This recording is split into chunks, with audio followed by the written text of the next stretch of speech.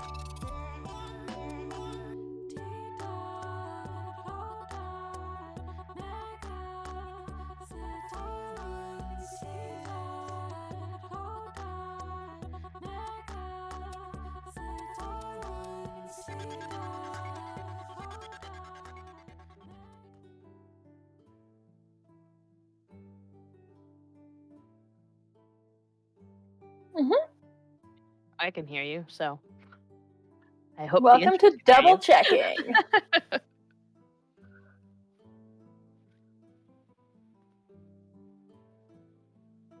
Double names.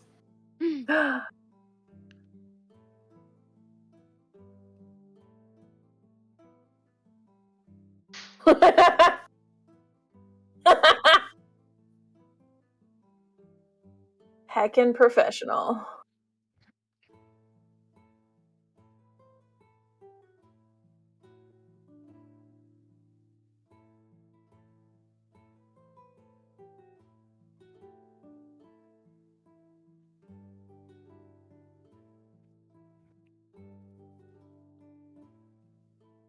Oh, nope. No, they cannot. can't.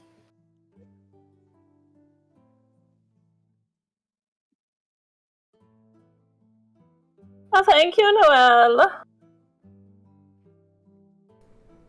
There we are. See, I knew that something looked off.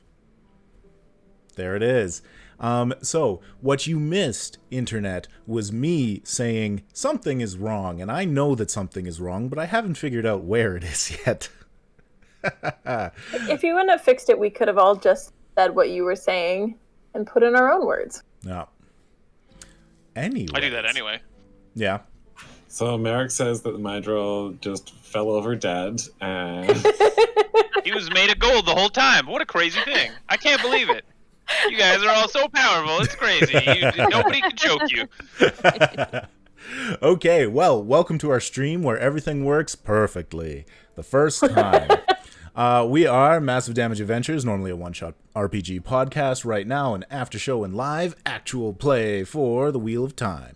I am Meric Moir, my pronouns are he, him, and our discussers and players today going around the table, starting with you, Jen.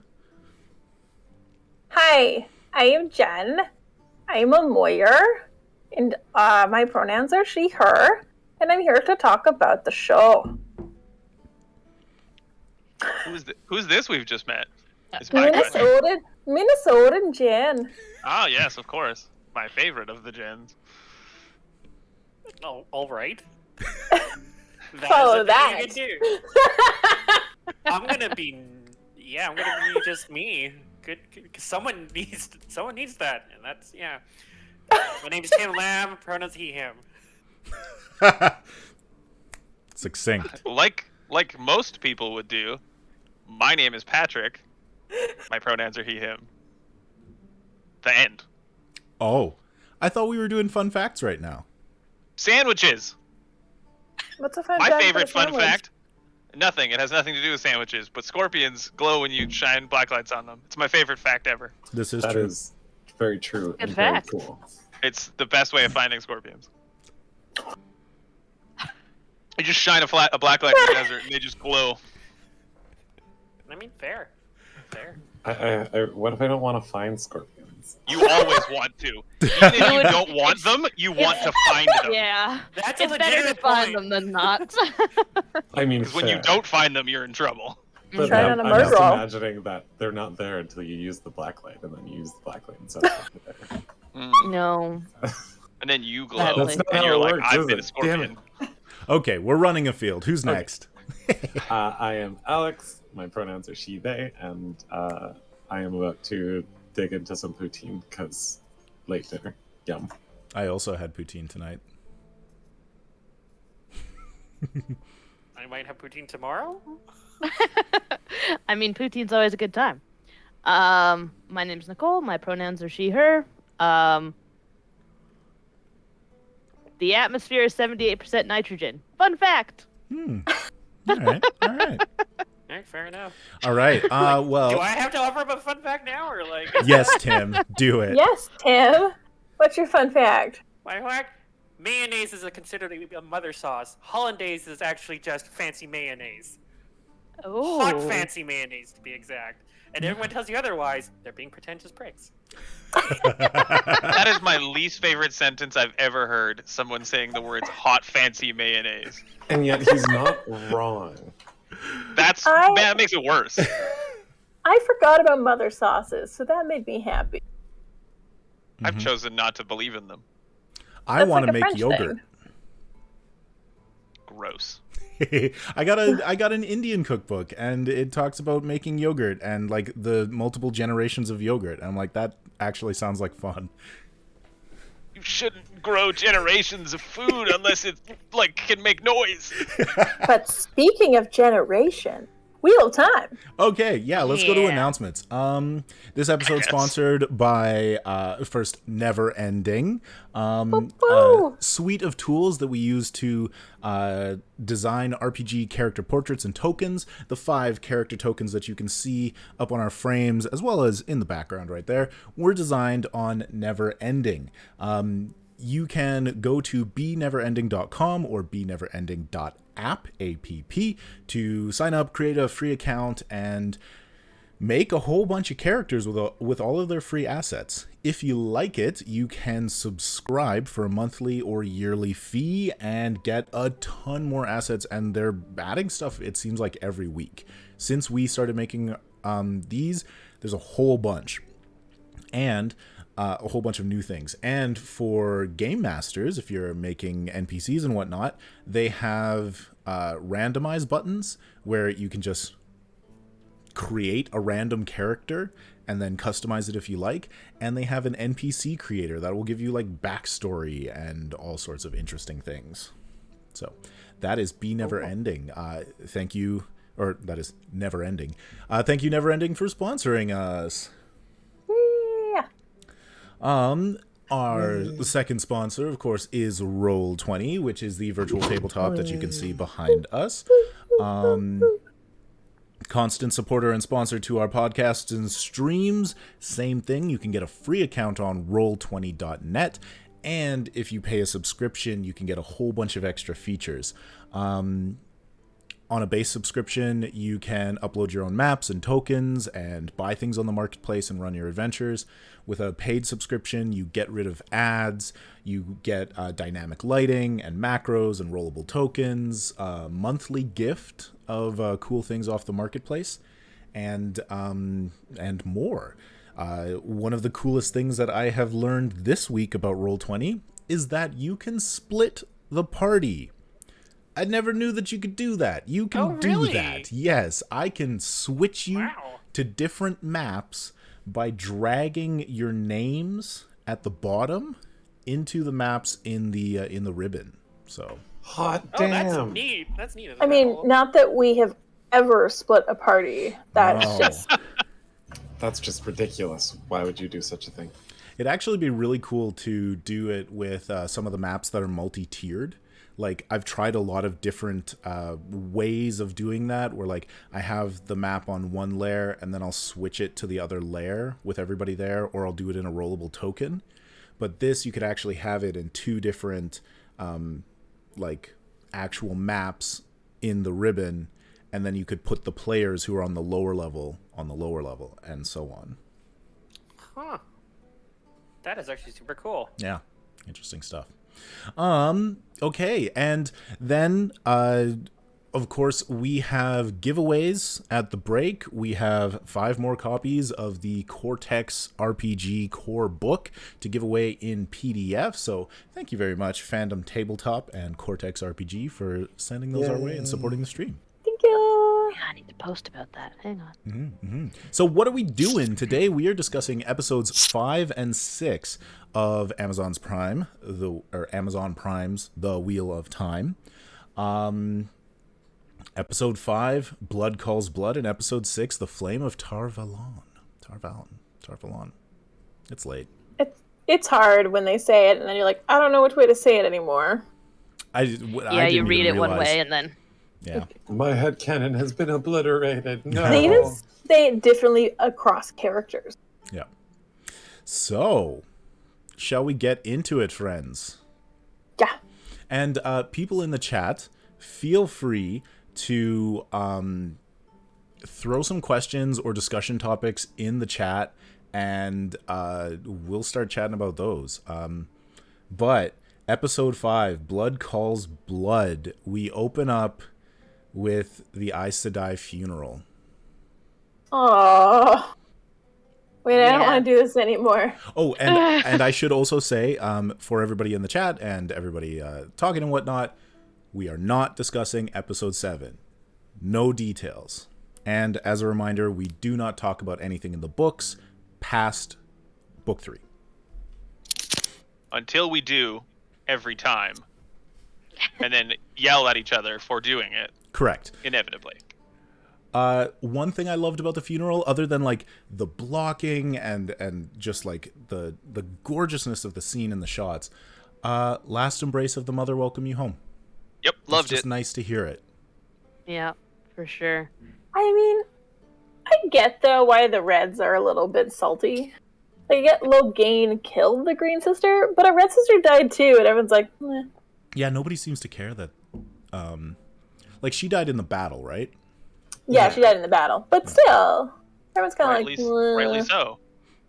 They suck, think it's and no the one should whole- care that they die. And Yeah. and she They're didn't all have a terrible. warder to bring her Alright, boots then. home. Yeah, I think it's the whole Loghain was the big bad one that we're supposed to focus on, and like his army is sure is an extension of him, but they were really focused on the acts of Loghain himself in the grand scheme of everything that happened. Yeah. Yeah. Plus, very no one true. likes reds. Plus, no one Yeah. likes. I mean, yeah, we'll get to that in episode 6 as well. But who was expecting a 1-month time skip? I was not, but it does make sense with the amount of travel and like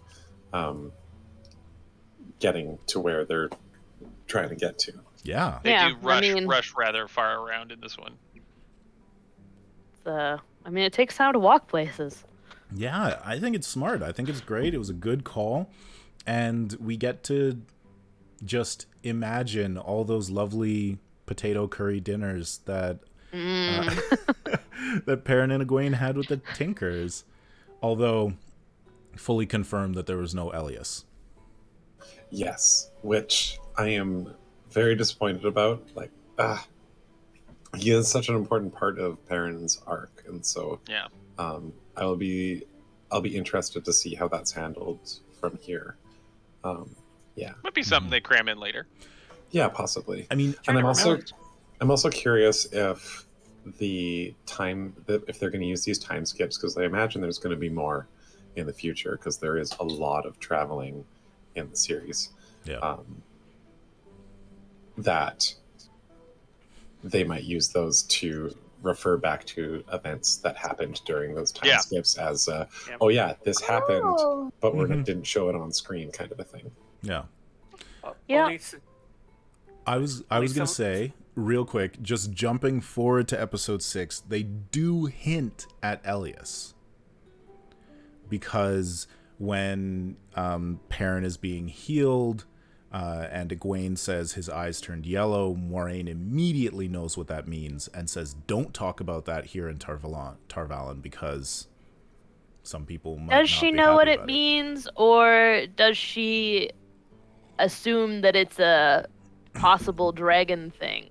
It's true. It's definitely arguable. I read it as like, oh yeah, Elias exists and people chased him out of here with knives. That was my reading. I did not read it that way, but I like that. I'm hopeful that is what it is. It definitely Tim. could be either way. Yeah, Tim, what was that you were going to say? I was gonna say regarding time skip, there's only so many sneak views of New Zealand you can do in a particular time frame. No. I mean, I False. feel like Lord of the Rings disagrees with you. Yeah. Heavily. I agree with him. Yeah. Oh my god. It's a pretty place. Show it more. No. And they did a lot of filming in Croatia. Wasn't most of it in Croatia? Maybe. I'm not actually sure. I'll have to look that up because I'm not sure either. I'm fairly certain that Emmons Field and the Mountains of Mist were Croatia. I'm not certain about everything else, but Tarvalon was our backyard. yeah, what else? It's all CG anyways. It's just a model. We just had green screens.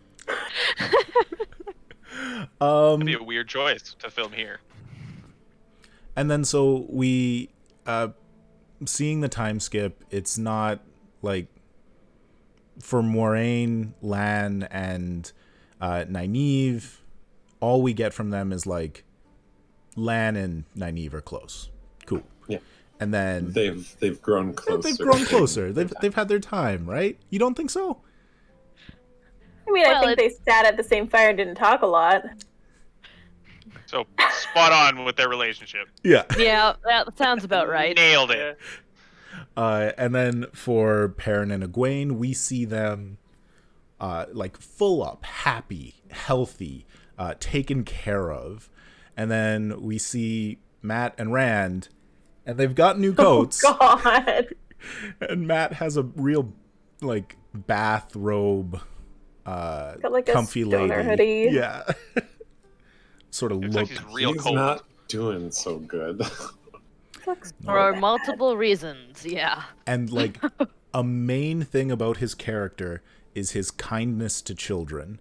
And the little boy goes by and he shouts at him and knocks him down. And that's the first thing we get to see of Matt. Yeah, it definitely shows that he's got something going on. Which, I mean, anyone who's read the books, the moment he picked up that knife, we're like, no! Yep. And then the lovely Easter egg as you enter Tarvalon. Oh, no. I'm getting things a little bit mixed up. Do we want to talk about Tarvalon first, or do we want to talk about White Cloaks? We can talk about White Cloaks because did that happen first? I thought the parade through entrance into Tarvalon happened first.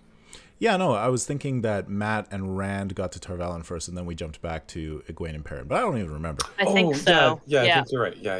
Yeah, they came in, They come Rand in. ate something. They come in. They go to the Light's Blessing, which is it's a remake of the Inn from Camelin, and we get our first sneaky in the background look at Padan Fain, Yeah. which I missed As well, the first time through, but caught the second time. at his entrance into Tarvalon, we get our first bloody ashes as well. Yes. Yeah! Yes. Give us the in-universe swears. So I was pretty psyched to hear that. Blood and bloody ashes. Oh, it was just so lovely to catch Padan Fain lurking, and then they've got that great sort of like low shot of his side as they're entering the inn. But yeah. White Cloaks. White Cloaks are jerks. They're such jerks. Oh my They're goodness. usually dicks, but they seem like excessively dicky. I Yeah. have seen you for a second time. Obviously, you must be a channeler. Yeah. Yeah. Yes, Definitely clearly. evil. Kill them Uh, because but you're what a is- person. What is Mother's Tinker's name? Uh, Mother Tinker? it's on the Ilya? tip of my tongue. Yulia? Yeah. Elia? Mm-hmm. I don't- Ilya and Rain. Yeah. Yeah. Isla? Something? Isla. Uh, Isla. There it is. Isla, yeah. She just like sick burn to those white cloaks. A child can cover the light with their hand. yep. Oh. Right, you fuckers. And just like, what a tinker's going to do. Huh! And just We're gonna human exist, shield. dick. And then like you see Red Rover, motherfucker. you see like this 75-year-old gray-bearded tinker like hustling from the back to come and join the group. Yep. Like, wow. Badasses. Just a perfect Yeah. way to be like, you know what? Tinkers are amazing and white cloaks are hateful. And we should hate Well, them. there's a nice kind of touch on how Tinkers, like, they're not just like rollover babies. Like, they're going to try to protect Perrin and Egwene. They just do it in a really non-violent way, which is Yeah. cool. Yeah, it definitely reminds me of like every protest line I've ever seen. Yeah. Of people Yep. joining together in the face of brutality oftentimes to just become human shields. Mm-hmm. And it's such a powerful position to take. Yeah. It was Also, a can we just great say scene. though, for people who grew up in like a hunting community, Perrin and Egwene suck at hiding. They're like, Neither- well, I guess What's that? I guess Perrin did grow up on the farm, but Egwene was, the townsfolk. She was a townie. Yeah. And I mean, they're probably doing what's ahead of us? Oh, that's bad. Oh, they've seen us. Oh, great. They were just like standing out there though, like, whoa, that's crazy. Yeah, that Like was White Cloak. terrible. He saw us. Oh no, run! Just hide behind the wagon. There's wagons everywhere, guys. And Elias, or not Elias, the other Tinker got knocked the fuck out. Yeah. Aram. Run over by a horse. I was Aram. actually surprised. Like, it would have. I feel like it would have made sense for the Tinkers to, for the White Cloaks to have taken Aram, but Valda did specifically say those two. So. That was a really good Valda. By the light! He's a wiener, and I don't like him. The wiener. Yep. Light preserve me! What are you? That was clever though. I like Egwene. Yeah. Yeah. I mean, let's jump and talk about that scene. So Egwene and Perrin being put sorta to the question. Mm-hmm. And Sorta to the question. I mean, Egwene wasn't. There were no hot Mentally, she pokers. was. Yeah. Yeah, she was getting the mental trauma. And like Yeah. another time where they're juxtaposing Valda with the Tinkers with the split open pig that he's devouring after they specifically are like, we're vegetarians. Yeah. Yeah. he's a pleasant fella. Pleasant. Now, that was a good scene, and I think they're doing in a really good way in a lot of the scenes. And I talk about Egwene and Nynaeve because I just really love them. But showing how Nynaeve reacts to fear very like externally and loudly and tries to act tough. But Egwene really does it on the flip side, where she is just tough in the face of fear, and she's not loud about it, and she's not like pushy about it. But she was trying to appease Valda, and then Valda was threatening her, and she's like, if you're gonna do it, do it. Yeah. Yeah. Like, Like you saw Shut that the fuck up. strong core. Like Yeah. she was kind of Absolutely. trying to figure out, and then she just turned, and her eyes just made her look perfectly Egwene. Which is where that whole unbreakable story that Nynaeve tells. yeah. Exactly. Yeah, and that kind of Oh God, falls along breakbone with it. But yeah. fever. Ugh. Yeah. What I a know. nightmare disease to make. Jesus. And in the books, No, thank you. the breakbone fever is what Nynaeve heals Egwene for, which is hinted to be Nynaeve's first channeling. and how Nynaeve is able to track them from the two rivers to Barrelon in the books, because you gain an She's healed them affinity all. for people that you've healed. Yeah. Yeah, it was. Yeah, that makes sense. It was only 2 of them that she's healed in the books. It's definitely Egwene and then one other. And Moraine figures that out through logic. And if you know in the chat, you'll get a prize. Yeah, if you can tell us. Okay, I we've hated jumped. that opening scene with the White Cloaks with Egwene, where they were like stripping her and washing her. I was like, this is Oh. very Yeah. uncomfortable, So and I bad. don't like it, and I feel like it's super unnecessary. And like it's horrible and invasive as they're washing her and scrubbing her, and then undoing and brushing her braid. Yeah. Yeah. That was just so squicky. Yeah, I think that was in a lot of ways that was her torture scene. Yeah. For everybody. Like for Perrin, you see him actually get cut on, but like that's so invasive. Yeah. Like just it completely strips you of any sort of privacy and your humanity to have that done to you. So yeah, I would call that her torture scene. Just because there wasn't any blood or burning doesn't make it any less traumatic. Egwene's stuff in the books is all definitely about being made powerless and then overcoming it. Like, of course, her story in The Great Hunt, which defines her for the rest of the series.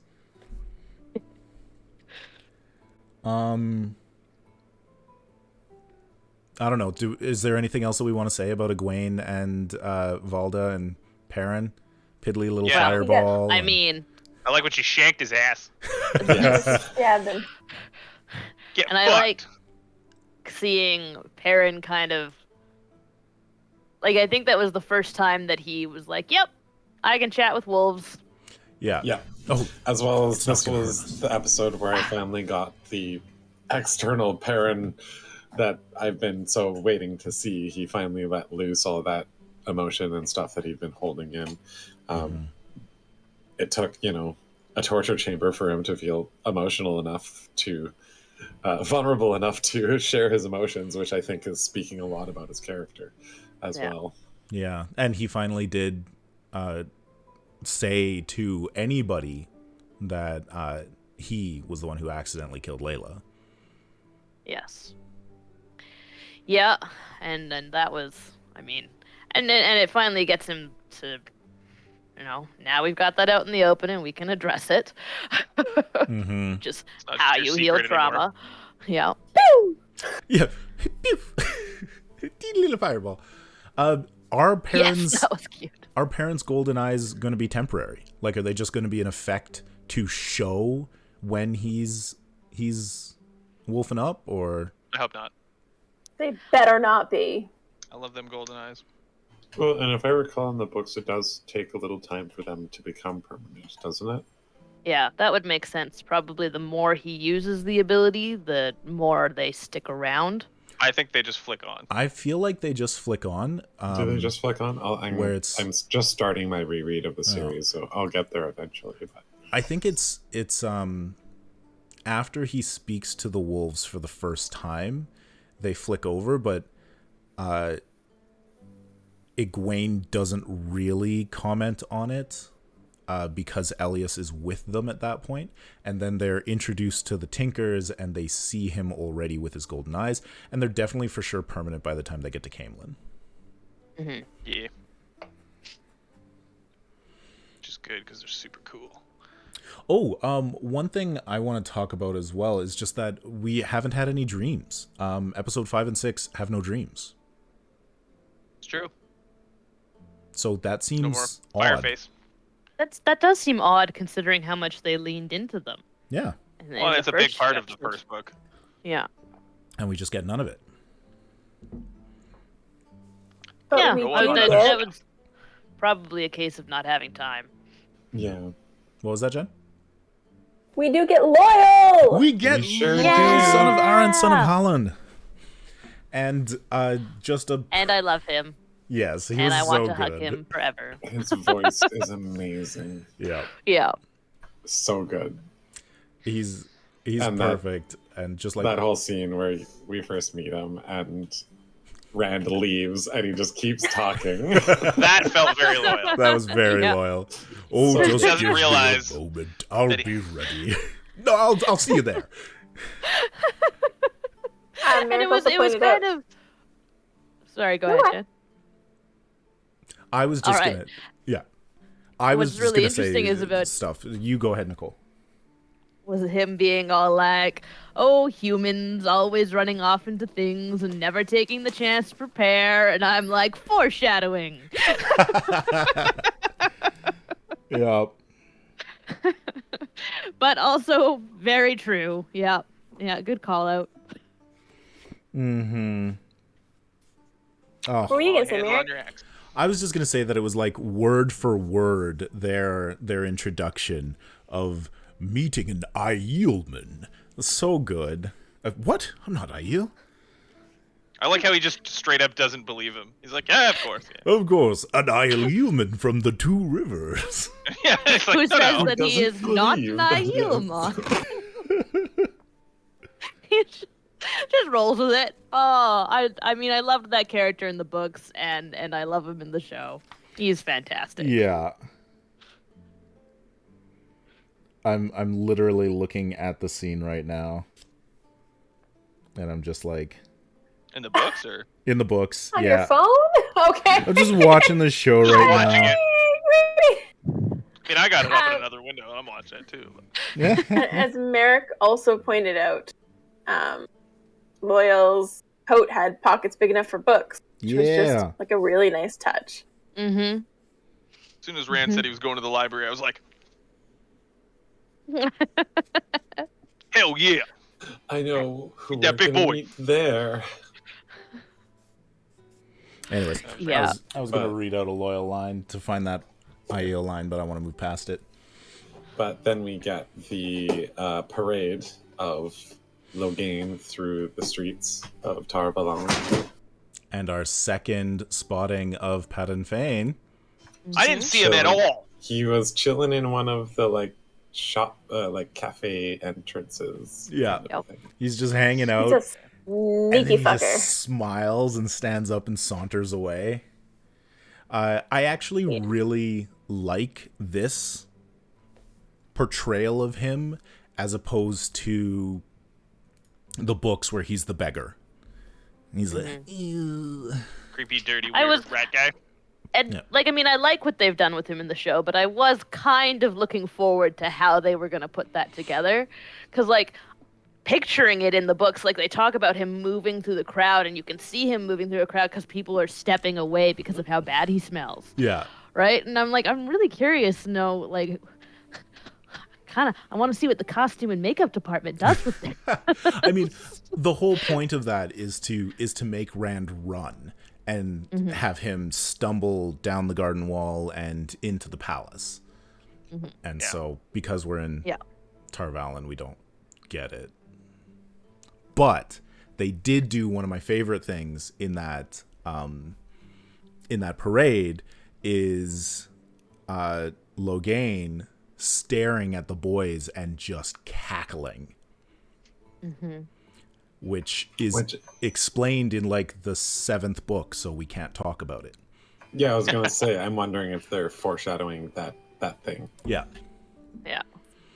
But I also love how they did it. They focus in so much on Matt while that's happening.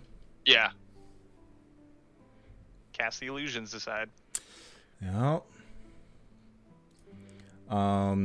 Ooh, we have so many people in the chat. Hello, all of you new people. Make sure to, say hi, chat amongst yourselves. Tell us things that you want to talk about the show. We're going to be discussing for like another 30 minutes into episode 6 and then into our giveaways and actual play. What else? I love Ooh. when Loyal brings Nynaeve to Rand and Matt, and he gives like the textbook definition of how to identify a woman from the two rivers. Yeah. And they're like having this emotional reunion, and he's just going on. Just in the background, just talking. Yeah, I don't know if it's you guys great. know some facts about where you're from, but let me tell you some facts that I know about where you're from. Mm-hmm. Because that's all I got right now. I really loved every reveal where people were like, "Eve, you're alive!" Every time I was like, "Yes, he is." Reunited. So there's 3 other things in this episode. How do they fit so much into these episodes while still making them feel super fast? I don't want to talk about the sad one. Yeah, okay. Why? That one is... The rest of it's totally fine. When it Yeah, just nothing ends and else everyone's happens. okay.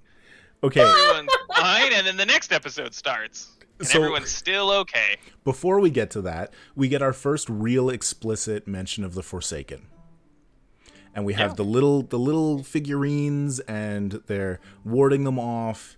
And for some reason, they say Ishamael, father of lies, instead of betrayer of hope. But what else? They've got a couple of translations with the old tongue that are off. There are also only 8 figurines, so I'm wondering if they're deciding to cut some of the Forsaken down or merge them together. Or merge them together. It certainly could be. Alex, did you do what we did and pause at every single one to try to guess which Forsaken it was? A little bit, but it's been so long since I've read the books that I was just like, I don't remember enough to really figure it out just by visuals on the statues. So I'm very proud. Jen and I got all of the names that we could think of except for 2. We pulled 11 names out just pausing the scene. We forgot Asmodean and Masana. how could you forget Asmodean? That's like the one that I always remember. But So close to Asmodeus. Yep. yeah, so that was cool. That was nice to have those sort of in there. I also had a note that the Aes Sedai politicking was really cool. Like, we get to see Liandrin kind of like weaving her way in, and Alana sort of introducing us to the concept of the Amerlin seat and the different factions, and how Moiraine is, in danger even though she's not involved. And Well, apparently Moiraine is really powerful, and that makes her a challenge. yeah. So, Aes Sedai. there's a lot of talking about different power levels amongst different Aes Sedai, which is something I don't know if that was really explicit in the books. It's been a while, but Super that big. seems like really a big deal to be like, where do you measure on the power ladder? Yeah. That's how you decide who's the most important in the room. Yeah, it's an interesting thing because in the books, you can, once you've trained, innately sense the potential and the ability of every woman around you if you're a female channeler. Mm-hmm. In the show, you do not, which we learn explicitly in the next episode. You can only sense that another woman is a channeler if they are actually embracing the source. Yeah.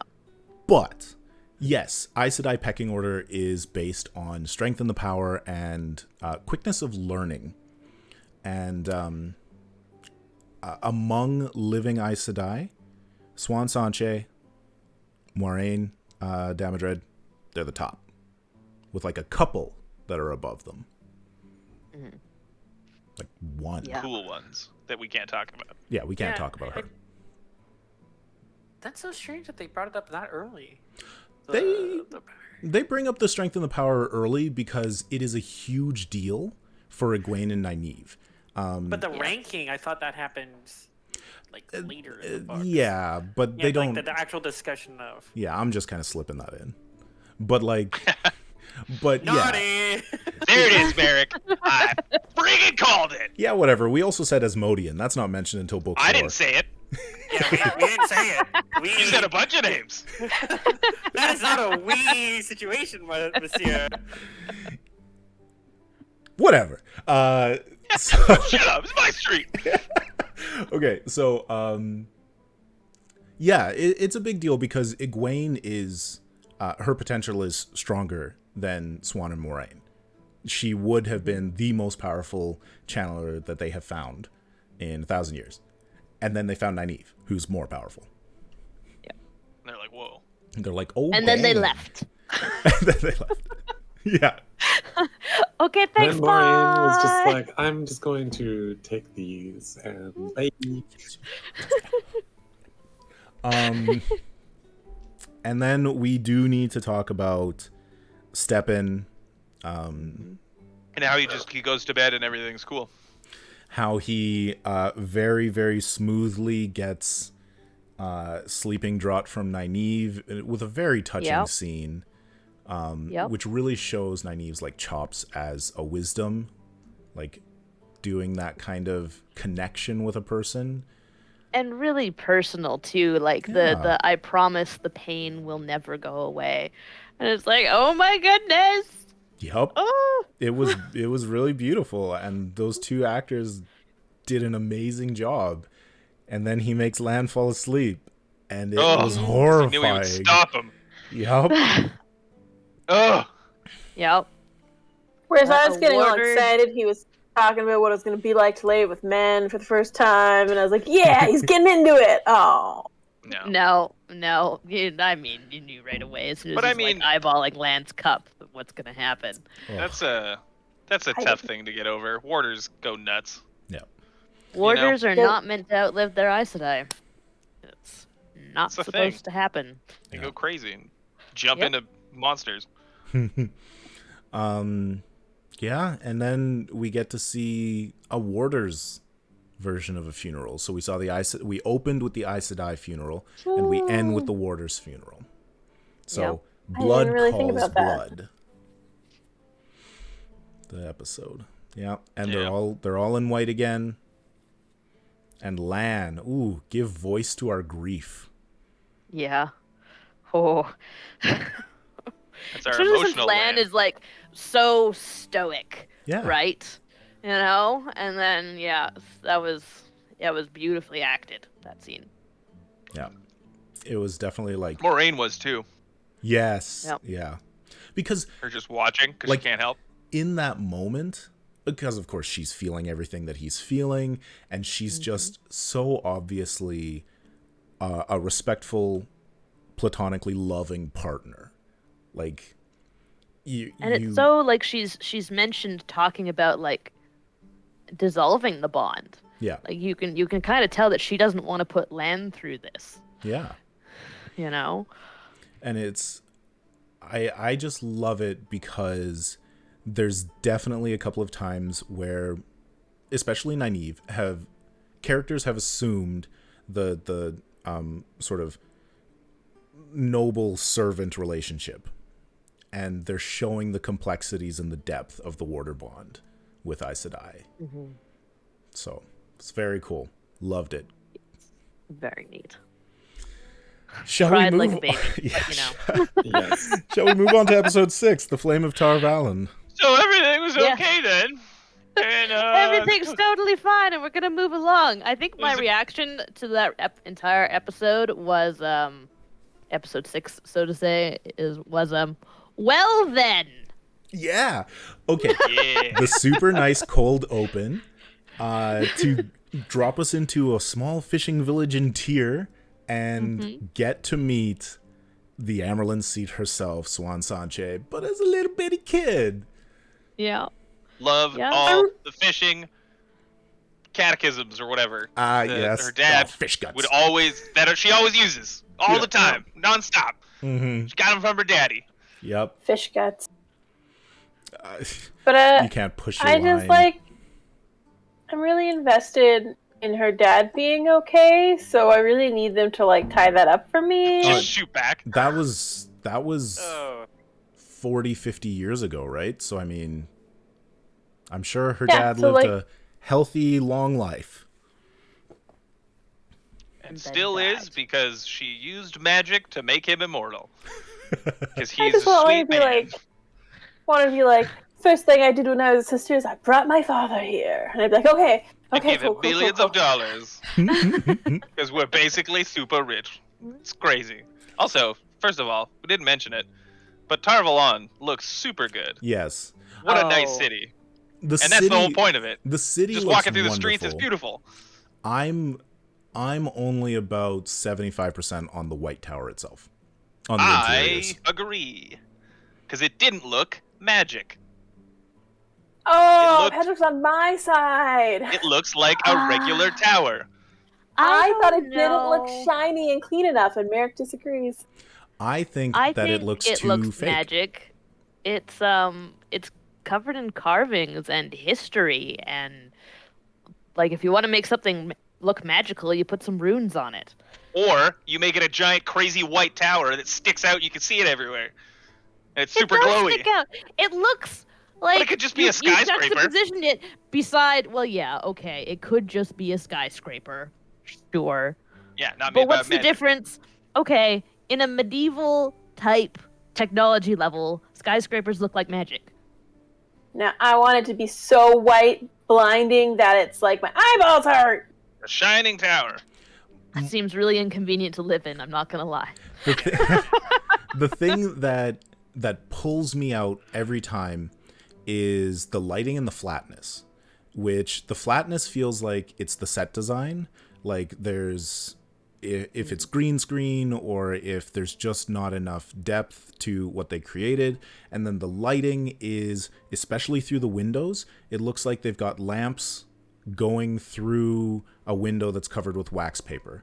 And I'm just like, Do you mean like the far shots of the city or like in the city? I mean, in the tower. Interiors. In the tower. Okay. Interiors of the tower. That's like every time I'm just kind of like, and you know what? It was this this video that I watched about Knives Out, where they talked about how they went in after they had these cameras that were mimicking the natural heat glow around a window, and somebody had to create a program to digitally rebuild how a camera and your eyes would capture this.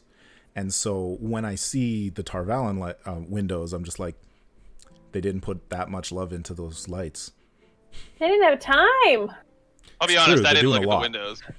They're doing a lot, but I was just like, it just looks like a soundstage to me. Okay, but sisters, the mother, so rad. Want to talk about here how amazing the costume design is. Like from So head good. to toe, every character, every background character, like looks so good. And there's this one scene where we were paused and we were showing the sitters, and they were showing the blue sitters, and how very different and personalized each of those costumes was. And like one where the woman had like a gorgeous hijab, and then she had this amazing coat, and they could have just been like, yeah, she looks rad. But they even put detail into like the shape of her pants were different than you'd expect pants to be. Like they didn't have to do all that detail, but it's just like the costume design on this is just. I know. It's so. Every time I see most of the costumes in the show, I'm like, I should make that. Do Do it. it. That's a good sign. Time. There's no way I would ever have the time, and I would probably cry a lot, but you know. I mean, you could, or you could just quit your job, make each of us a costume, and yeah, it'd be great. Yeah. Okay, great. Bills to pay. Bills. That's why we rob banks. Okay. Duh. Talking about costume design, how do people feel about Swan Sanche's stole? I am. It was Yeah. kind of cool. Like I don't know. My memories of her from the books are vague at best, so I had no idea what to expect. And I was kind of wondering, because I'm looking around the room at all of these different color-coded sisters. I'm like, what color does the Amaryllis seat wear? Oh, gold. Yeah, that makes sense. Okay. Yeah. So yeah, in the books, the sisters don't actually usually color code their outfits. Like sometimes they will, but in general, they'll just wear whatever they want to wear, and then they'll have their colored stoles they'll put on for these. Yeah. So they'll throw on the blue or Formal the things. green. Yeah, and then the mother will have a rainbow one. So in this, they kind of put that rainbow in her collar, but it was very Muted. very, very, very muted. Yeah. For me, That's interesting because, like, when you talk about the Rainbow Stole, because it's about how she is a member of all the colors. And now making it gold, now they're like she is above all the colors. yeah, that's a good She point. still has it. She still has the rainbow. What I would have preferred, what I was looking for, was a removable stole that is a symbol of office, like a Catholic priest's thing, because it's also just such a like an actual symbol, and something you can remove. Yeah, and I was expecting more vibrant. I think that it's beautiful and it's very cool. I do like your point, Nicole, about the gold kind of setting her above. I hadn't considered that, but it definitely did feel that way as well. Yeah. I mean, everybody calls her mother and she calls everybody daughters, but... Well, I mean, they've clearly made the Amerlin seat, like, into a royal figure in a lot of ways. She's above royalty. Yes. Yeah. If she calls a king, they come. Yeah. It's her They call world, her she mother. said. Mm-hmm. Yep. Yep. Ooh, so yeah, let's talk about Loghain, because he sure challenges that. For like 10 seconds, and then she's like, shut up. And he's like, oh, okay, you're right. I'm so sorry. But that was She so saw perfect. right through him. It was so good. It was exactly what the Amerlin should do. Yeah. And it's Not rise so to great. that. And you can totally tell that he's definitely just trying to be like, come on. Let me poke you till you kill me. Come on. I loved it. Just end me. Just end me. I mean, I definitely was like, whoa, what are they doing? Wow, that's what the world is like. That's what's happening. The Aes Sedai are losing their grip on power, and it's Swan's fault. And then she was like, shut up. And I was like, oh, cool. And he's like, oh, shit, I'm sorry, please kill me. It sucks so bad. Heartbreaking, but good. Yeah. Well, don't lead armies. Whoa. Okay, Patrick. I'll keep that in mind the next time that comes up for me. Don't lead armies. Next Don't time- kill Aes Sedai. They don't. You know. Just Next time someone offers me an army, I'll just be like, no thanks. Sorry. yeah, I can't lead this army because someone might take away my magic. So And then we get this catch you next time. lovely dovetail of the politics, where Cut away from the Lyanna... politics real quick. No? Did you have Oh, something? we're not going there yet? Okay, cool. I was gonna say, like Lyanna clearly has more power than she should. She is an active politician here. She seems to be higher than some of the Red Sitters. She's got the confidence enough to make a face at the Amerlin. I hate her face. Oh, her face is so expressive. Like, I hate her on the level that I hated Joffrey. Yeah. That's, Like, she's doing a and that's great how you job know as what a human. Yeah, Yeah. to make me hate her. Yeah. Just like, I see her face and I'm like, ah, fuck yourself. Ah, you stupid.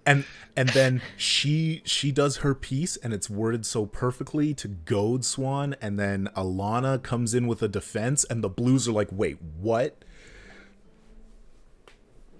I love it. I don't know what she's up to, what her intentions are, but they're not good. Not good. Just gonna duck out a scene here. Huh. Leandrin forces Swan into confronting Moiraine. Yeah. Which, with the scenes we see later in that episode are awkward. Hot. Super awkward.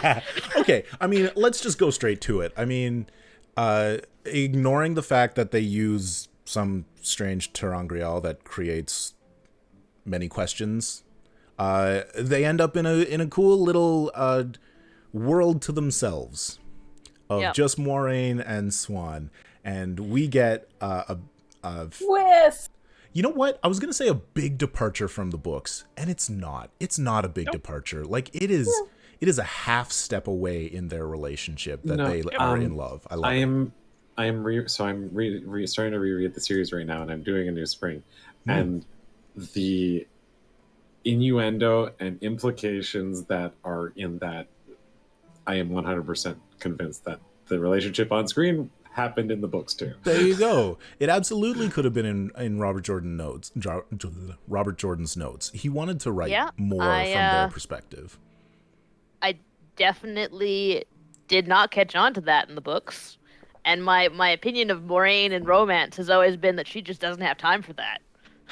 Yeah. Things to do, world to save, no time for dating. Sorry. I think that's the case now for sure. But And then now we get to see this really cool, like, she has this relationship, but this relationship also has that business side. On your That knees. yeah. I really that's what I love was gonna it. say. I'm sorry, Jen. On your I took knees. it. Go ahead. I was like a little more aggressive there, Jen. It was so good. It was so good, and just like a nice thing to see on scene. Those two characters having that relationship and vulnerability together. That was cool. That's really cool. And so blue. Yep. They've got this whole thing going on, and they're like, maybe we should bring in the other blues. And they're like, nah. Yeah. Can't trust them. Like it's We're spies. it is So so if we tell the blue. other blues, they might tell other blues, and then the Yeah. whole blue Aja will know, and that's just That's ridiculous. just Isn't that too what we're many. supposed to do? No. Secrets. One jump back for a named character introduction, but Lyanna, the keeper of the Chronicles, great casting. She's super severe. I love it. She looks Is it Lyanna? yeah, Lyanna Sharif. I'm very upset with that. I mean, you wanted to pronounce it Leanne. Yeah, and I have for a decade. You know what? I've tried to train myself that if there's a vowel on the end of a Wheel of Time woman's name, it goes to an sound. Oh, all right. It's just, except for Egwene. Except for I Egwene. was just gonna say, except for Egwene. Except for Egwene. She's not Egwena, but like, yeah, I can't bring any names right now, but any names to mind right now. But they all We gotta have move that. through. We gotta move through. No, It's let's- 5 to 9. Goodness. Let's fight on this for 5 more hours. Names and lexicons. We've barely loved her, touched by the what's way. in this episode. Yeah, she I was loved great. her ass-kicking, no-nonsense nature. Yep. I got a big stick. I Listen wanted to me. to talk about I want to talk about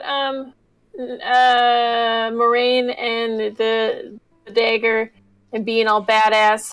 That was awesome. Yeah. That was Oh. a sick-ass scene. Don't pull a sword on Lan. Yeah. That seems like a real dumb choice. Yeah. But Rand is dumb, so... Yeah. Didn't Yeah. Rand even has draw dumb his stuff. own. Before you Just pull a like, sword, maybe check who is wielding the one against you. I mean, Yeah. that is one thing that I suddenly miss from the books is Your Lan buddy. coaching the boys with their weapons. Like, I'm might be hoping time. that it's coming up Yeah. because like they're Yeah. going to start traveling together again. They didn't really have the opportunity before they split up and shattered Logoth. it's true. 'cause They were on the run. just being chased the entire time. So Yeah. Yeah, And they there was feel cut like out that. a lot of that. But definitely, kind of when we were watching that scene, Meric and I were going, okay, well, we know that Rand can't see her weave, but can he see the Shatter Logoth goop? And then later he says he could see it. And I thought that was pretty cool. So that he can actually see a physical manifestation of her helping Mm-hmm. Matt. And he ate some humble pie. He did For eat like some 5 pie. seconds. No, he was pretty Yeah, good. It was well. Nynaeve who ends up being the character in that scene who's like, of course, what are you doing here? And then Oh, yeah, she Moraine puts her in the sick-burns Nynaeve. place. I mean, Yeah. pretty typical Nynaeve. Yeah. Yeah. I don't like you because of your face, and I've decided that I hate you, not based on the things you're doing, because they're super helpful, but because I think you got some agendas. I mean, Well, she really, does. Two Rivers life. Rand's very much like that. Matt's somewhat like that. Yeah. That's how they roll. that being said, I'm very curious what she does with the dagger afterwards because it doesn't. That's true. It's not explicitly said at all. So I'm wondering if it's hidden in the tower. It has to be hidden in the tower because like that departs from the books. In the books, they could wall him off from the Shatter Logoth taint, but they couldn't separate him from the dagger without killing him until they were in Tarvalin, and now we're here. Now they are. Schwank And that out of the because way, and Moraine Yeah. just did it all by herself, didn't it? Take Yeah. like a team. took a Yeah, Yeah. it took a It'd full take a circle. team, yeah. It took Yeah. a full circle.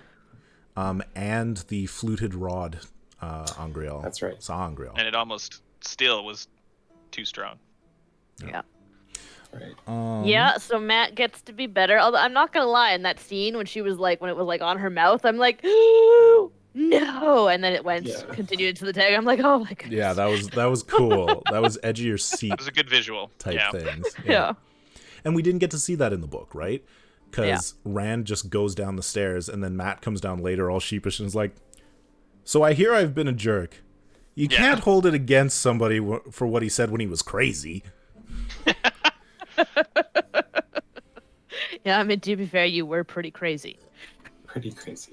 Nah, he was fine. He just really wanted to stab folks a lot. That's not a bad argument to make with the whole curse. Like, yeah, Curse Dagger taking over. I'm a little sorry, but maybe, you know. I mean, it's still 100% is his fault. Yeah. Yeah. Specifically told, the worst evil plays ever. Don't touch Don't it. Super touch evil. anything. Don't Do touch not shit. touch anything. And he's Do like, not but if I take anything. found a cool dagger though, Dagger. it's better, right? Let's just take that. Let's talk prophecies. So they've established that the prophecies are really scattered. That every town, why do they care about towns? Why not cities and libraries? Have a different reading, and I think it was a euphemism. and it's arguable that that their versions are not as correct as some other versions that could be out there. And I mean, that's sort of like it's been several thousand years since the breaking, so crazy shit's been going on. but yeah, exactly. And what it does is it solves the problem that Eye of the World had, that one of the major things is that the dragon is born on Dragonmount. Yeah. That is one of the prophecies. And everybody knows that is the truth. Therefore, the dragon, if any of them were born on there, obviously it's that one. And we can't, because they don't even mention that part of the prophecy, and they throw in that interesting thing about a many-headed dragon, like, they've cast a lot of cool doubt. They've done a lot too. Well, one thing that I found really interesting when they're first approaching Tar Valon, Rand and Matt, Rand is like, "Oh, that mountain. It looks familiar. Or Yeah. I recognize it," or something like that. Yeah, you're like, And Matt's like, "Shut up! Yeah. What are you talking about?" yeah, it was really cool when Moraine and Swan are talking about like these prophecies and which of these ones are the dragon. Are they all the dragon? And it's just cool that they're really working hard to save the world, but they don't really know how or what they're doing. And that's kind of what saving the world probably feels like when you're working against massive magical forces. Yeah. Winging it. Well as Hard ones winging that, it. well as ones that actively spread lies and try and Yeah. eliminate truth. Like they've Who does that? I don't know, some Lord of Lies guy. Whatever. Lord of the Flies? Lord Like, of the Flies. Okay, he was name dropped already, so we are allowed to talk about him. Even though it's possibly an alternate version of him. So yeah. So we also get a couple of sort of hints to the future as well. When Moraine is meeting with McGean, they talk about ships going missing to the west. They talk about Aiel coming over the wall, over the Dragon Wall. Not the Dragon Spine Wall. of the World. Spine of the World, thank you. It is the Dragon Wall as well, though, right? Yeah. There's the Dragon Wall. Yeah. And then later we also have Swan just gently mentioning that she's having troublesome dreams. And that makes me wonder, in this turning of the wheel, do they not know how to ward dreams? Because Aes Sedai just Well- do that. Yep. That's early. But I mean, fan. she's also using the dreams to make plans. So, like, why would you turn off the things that are telling you what's going on? Because then people sneak in and plant weird shit in your head. Fair. You know, like evil people who shall remain nameless. With weird, fiery. I'm method sorry, eyes. I'll stop doing it, Patrick. I didn't want to call you out. Okay, so I feel like we still need to talk about Nynaeve and Egwene meeting Swan. We need to talk about Moraine's penance, and we need to Trial. talk about the Waygate. So first, lol. But the strongest Aes Sedai we've seen in 1,000 years, and Egwene's Yes, Yeah. she's right over here. Wait, what? You can do that too? died. Oh, So funny. poor Egwene. Wind out of sails. Yeah, no kidding. Ah, I'm so glad that I'm cool. It's not me. It's not. We're not talking about me. What? But again, I thought that scene was a really good example of how they both handle things that are stressful, and Nynaeve again is scared and so comes off very like Aggressive. aggressive, yeah. Yeah. And Egwene, you know, isn't scared. She's just resolved and like, all right, I really Let's- loved tell me it. the differences in between the two scenes. First of all, Swan's room is like night and day from like her private room. Like, this is my private self, and then here is the room where I'm going to receive visitors, you know, which is everything you expect an Amerlin's room to be. And then I especially liked her talking about, like, and he was just like, we want nothing to do with your nonsense. And she's just like, the world doesn't care what you want. Yeah. And I'm just like, Sorry. oh, destiny. I felt like Swan was just trying so hard every second to be like, no, I do not need to beat them. I do not need to snap their heads off. I can do this with words. Yeah, big breaths, being like, okay, I'm not going to scream at them. Okay. Dealing with stubborn Two Rivers folk. Okay. Let's approach this gently. I love that one of the defining features of an entire area of people is how goddamn stubborn they are. It just keeps coming up, and they're like, come on! It's friggin' Two Rivers folk. Just, Every single one of them! Just throw me a wool head, though. Just one. Come Just on. one wool head.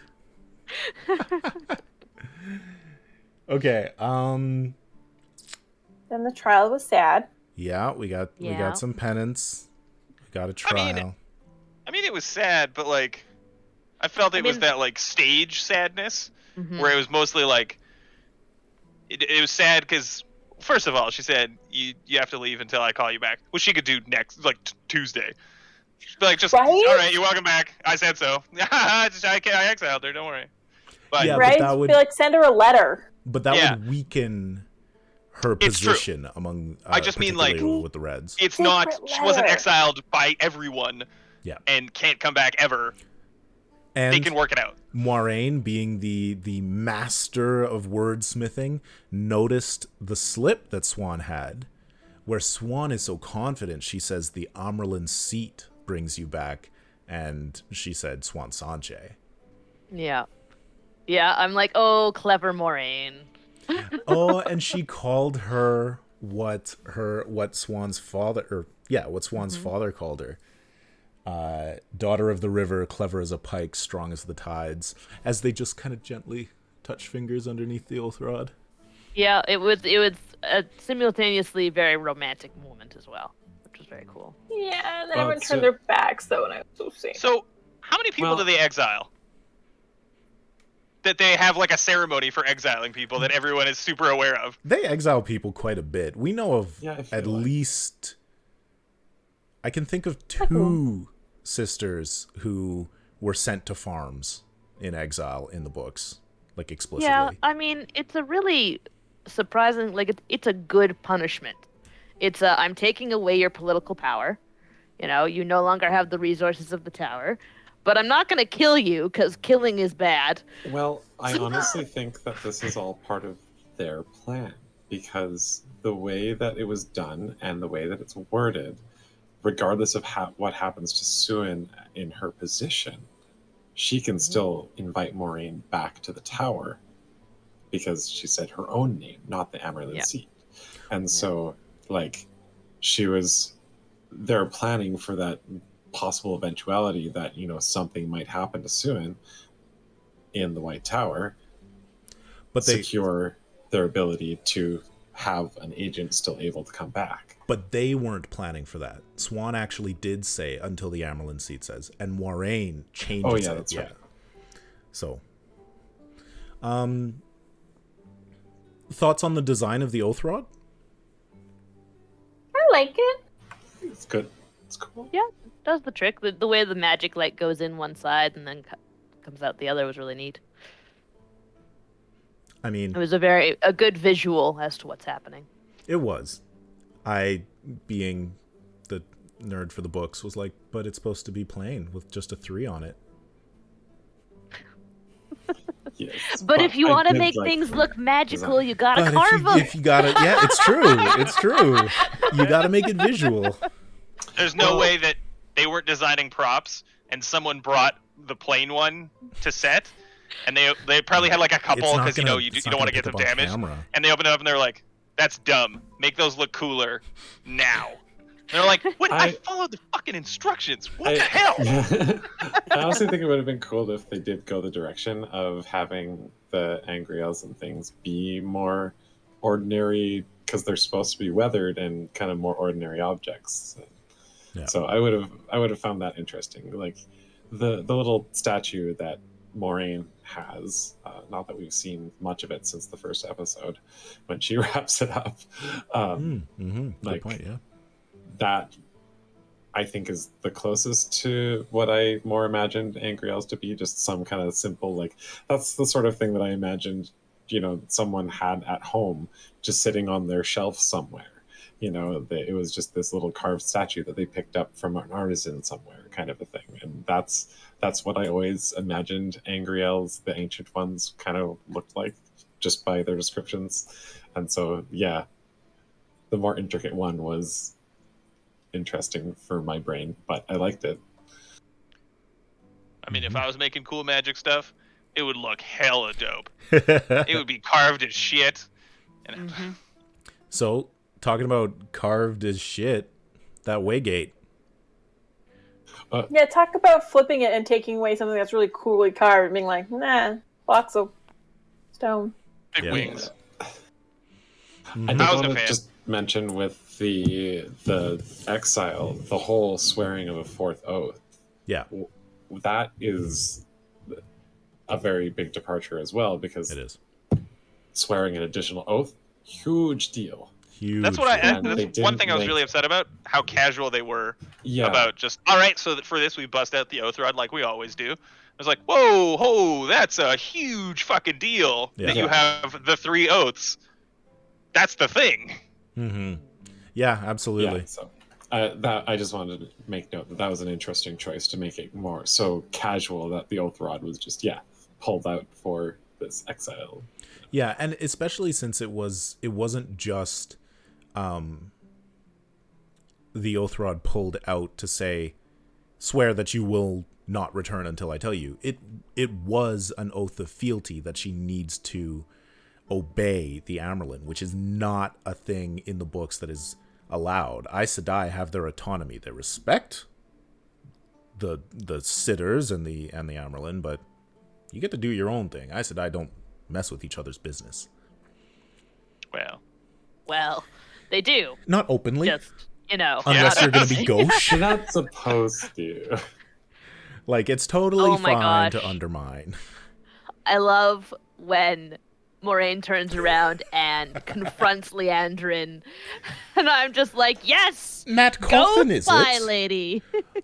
Would that be Matt Cawthon and Randall Thor from the same village as those other two? Shut up, I know you're meeting with a dude, and I'll tell your sisters about it. She's like, ha. And I love how Should we give one of Leandrin these? is really trying to do this like subtle kind of like politician spy thing, but that's not her personality at all. Yeah. I'm just like She's much more that opening scene, gentling Yeah. the man. That's much more her personality. Yeah. yeah. Okay. That's what she's good at. So let's talk a little bit about how the episode ends, and then get our break going. We've got the Waygate. I'm not a fan of the design. I did want the Avendasora leaf. I wanted the gate to turn into slightly moving vines and then be able to be walked through. Yeah, I was a little sad that they didn't do a little more work in the design of the Waygates, because, like, especially the leaves, they become an important. They are supposed to be an important part of how they function. And so, they hint to it, which I think, Alex, you actually pointed out in our chat. But the trefoil leaf, in the weave, it's hinted at, but it's just not. It's not I didn't catch that. I don't like that you have to use the one power to do it. Yeah, absolutely. Yeah. Because that was not the point of it. Yep.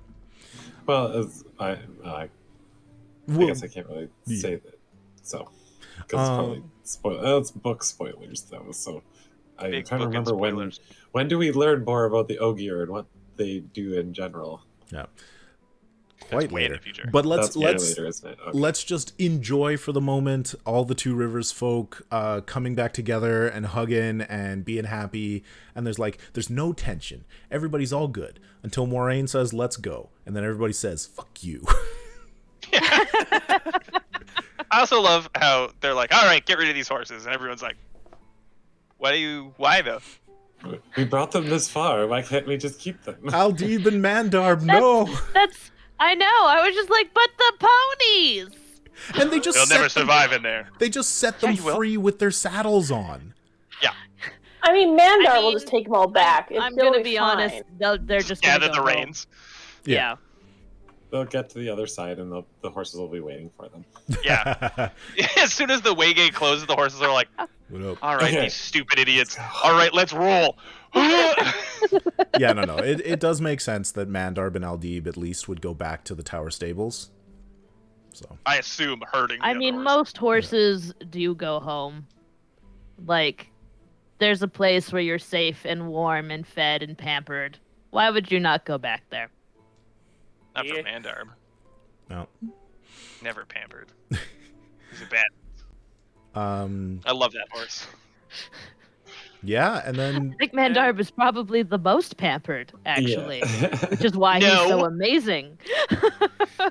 But Nobody. I did he's like pampered. I did like the initial visuals of yes. the ways, just that kind of ominous look in, and you see just this like expanse of rocks jutting out in all different directions and blackness, and you're just like, oh, you're supposed to Fun. find your way through that. Have fun. Have fun, guys. Good. And everybody's going through and it's great, and then what the fuck, Matt? Matt's not through. Matt, come on, Matt. Ah, What I did think it Matt should- do? Matt He just didn't go. just didn't Didn't go. go. Stayed behind. Just standing there like a weirdo. Also, he was not like right up next to the gate and then just stepped back. He was like He was 30 way feet out, back. and everyone Yeah. just walked away and no one noticed. It's amazing the things that people don't notice if you just stand still and be quiet. And so Matt doesn't go into the ways, and they close it, and that is where the episode ends.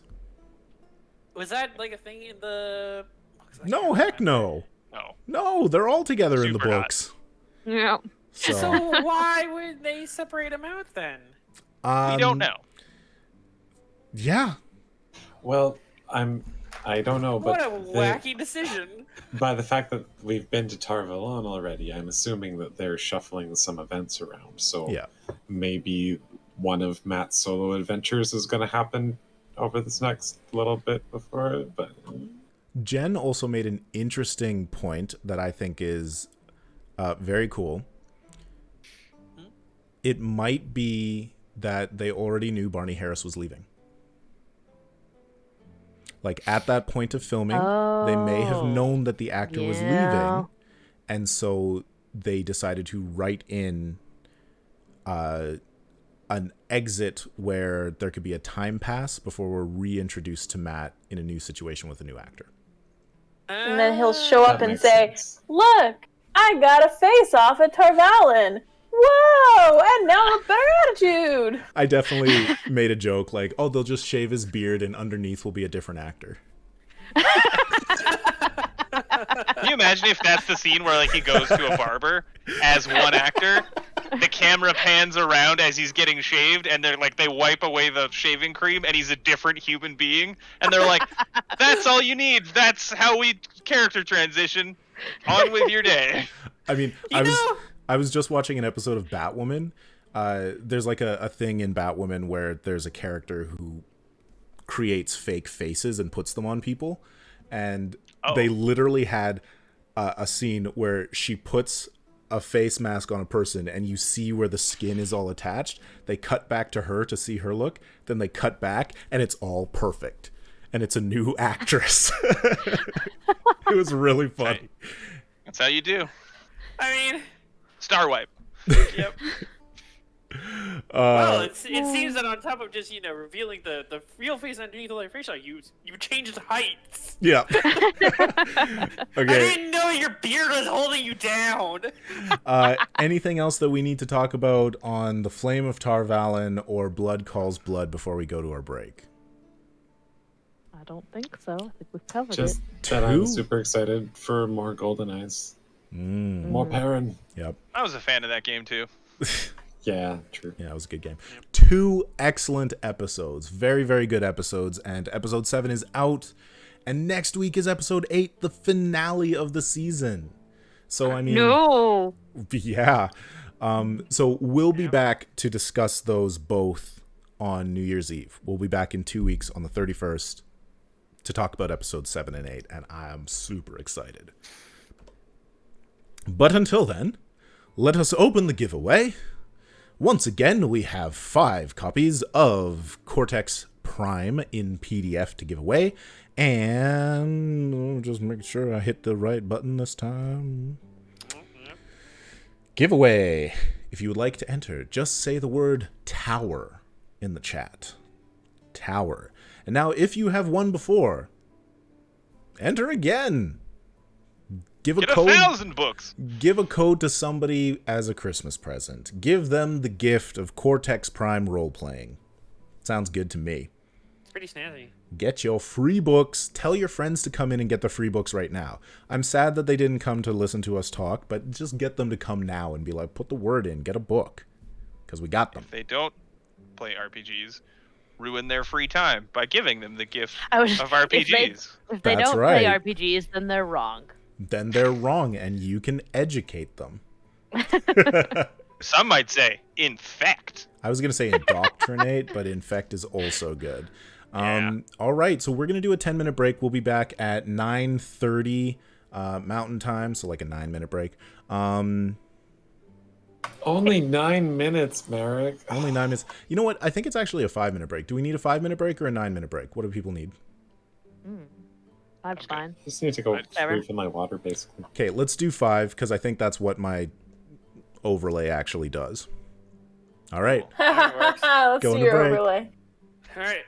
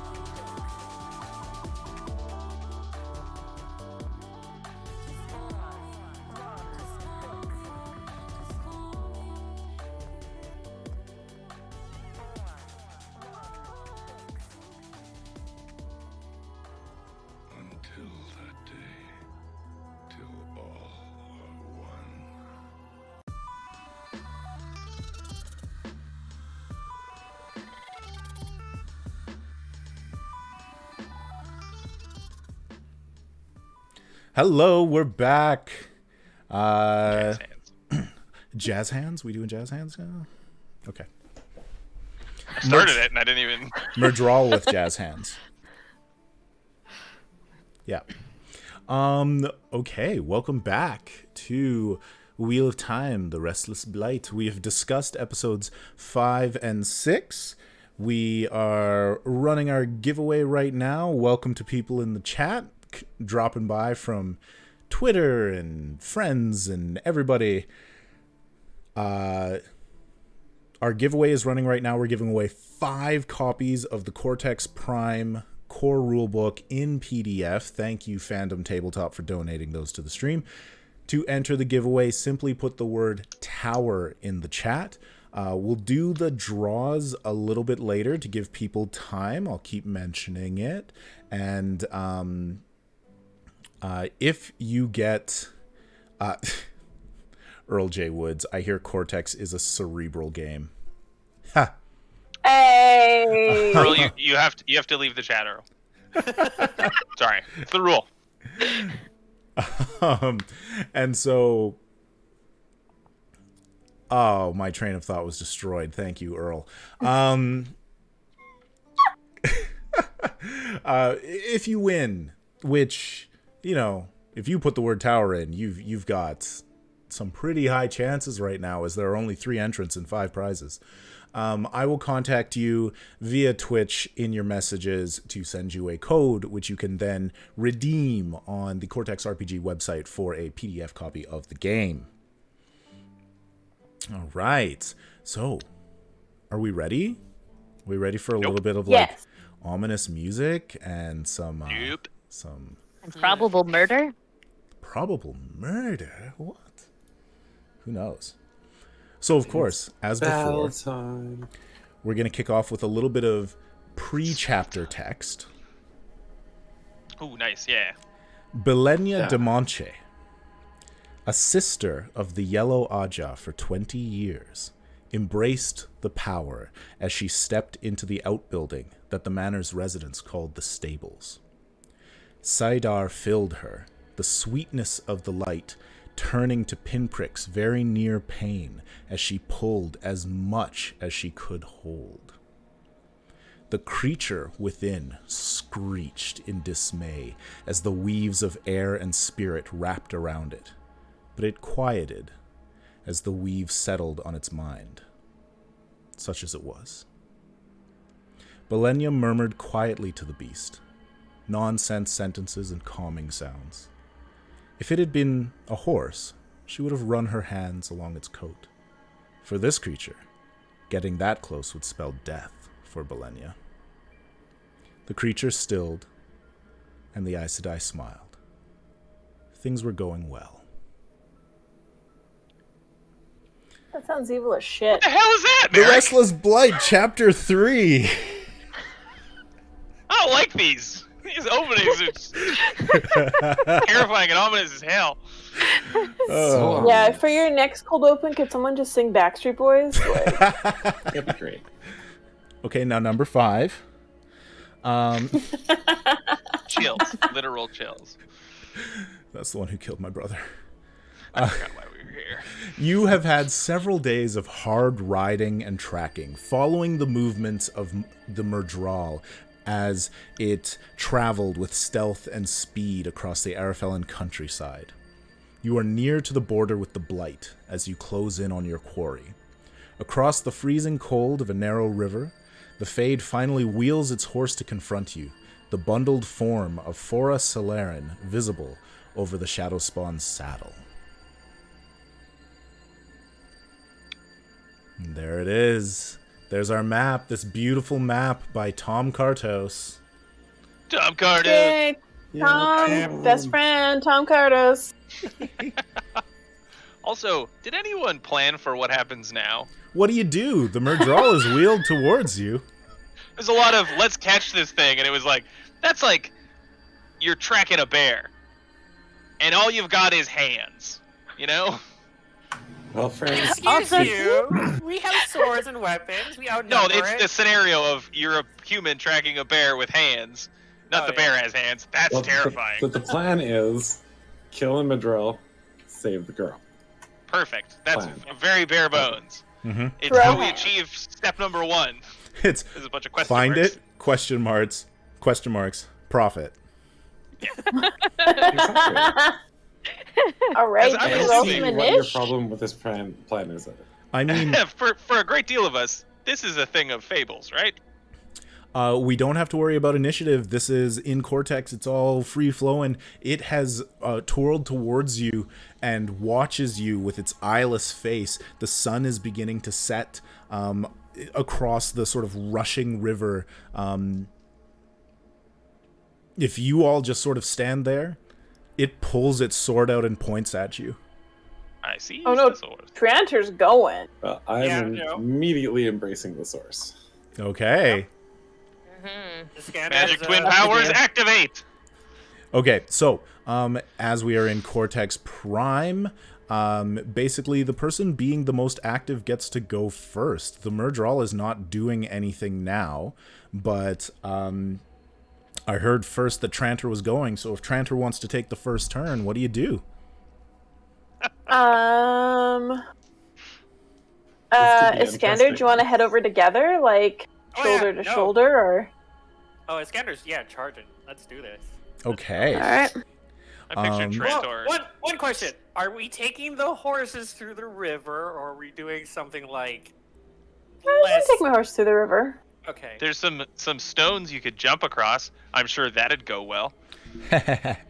Yeah, so if you want to ride through the river, absolutely. Like, I will set a difficulty, and you can tell us how you sort of push through the dangers of the river. Like, if you fail, then the consequences might be getting pushed down the river, or getting hurt or cold, exhausted, that sort of stuff.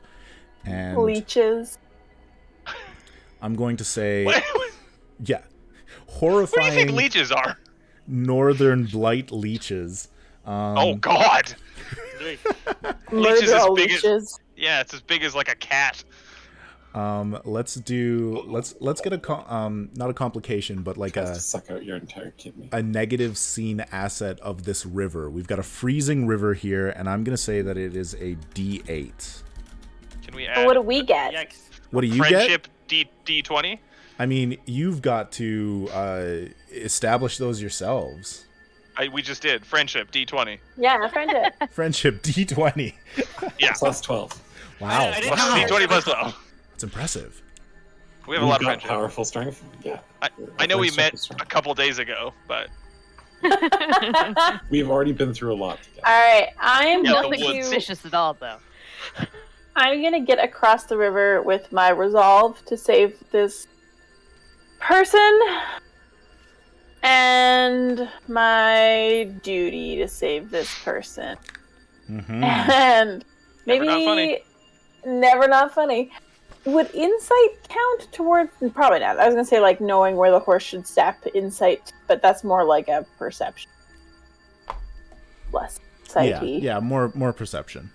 But does my man of the woods help me? Yeah, I would say it would. Yeah. Yeah. Trantor is familiar with fording streams, So as it were. as a quick rundown for anybody who's new to the Cortex system, when you're building your dice pool, you take it from a couple of trait sets. So the first one being your distinctions, the things about your character. And then in the sort of homebrew that we've put together for Wheel of Time, your next sets are your attributes and then your values. So Jen, you used Man of the Woods as your distinction? Yeah. Yeah, cool. And then you used resolve as your attribute, and you said duty as a value. It is your Yes. duty Sorry, to recover this woman. Yeah. I just got distracted because Chad said I was pretty. Aww. Oh. just to let you know, chat, the rest of us are humans too. Whoa, but then can we just draw attention to what Earl said afterward? Something horrible, probably. 'Cause Yeah. It's Earl. Bony fish, no. Swimming up your I'm not. your Oh, I don't have urethra. our chat open, so I don't know what nonsense Earl's spouting. Okay, You so know, you don't want to. because this is an action that you are attempting, and there's no like active sort of opposition. I roll first Is so that the you river know. opposing me? The river is not Oh, actively you add the river opposing to you. your roll. Yeah, exactly. So, I mean, also, it could be. Housekeeping. Everybody gain a plot point as we are in a new session. Housekeeping. The difficulty of crossing the river is going to be 2d6, and I'm going to throw in the d8 for the d8 freezing river. Roll those together. I choose 2 of the dice to be a total, which the difficulty that you need to exceed is an 8, so you need a 9 or higher.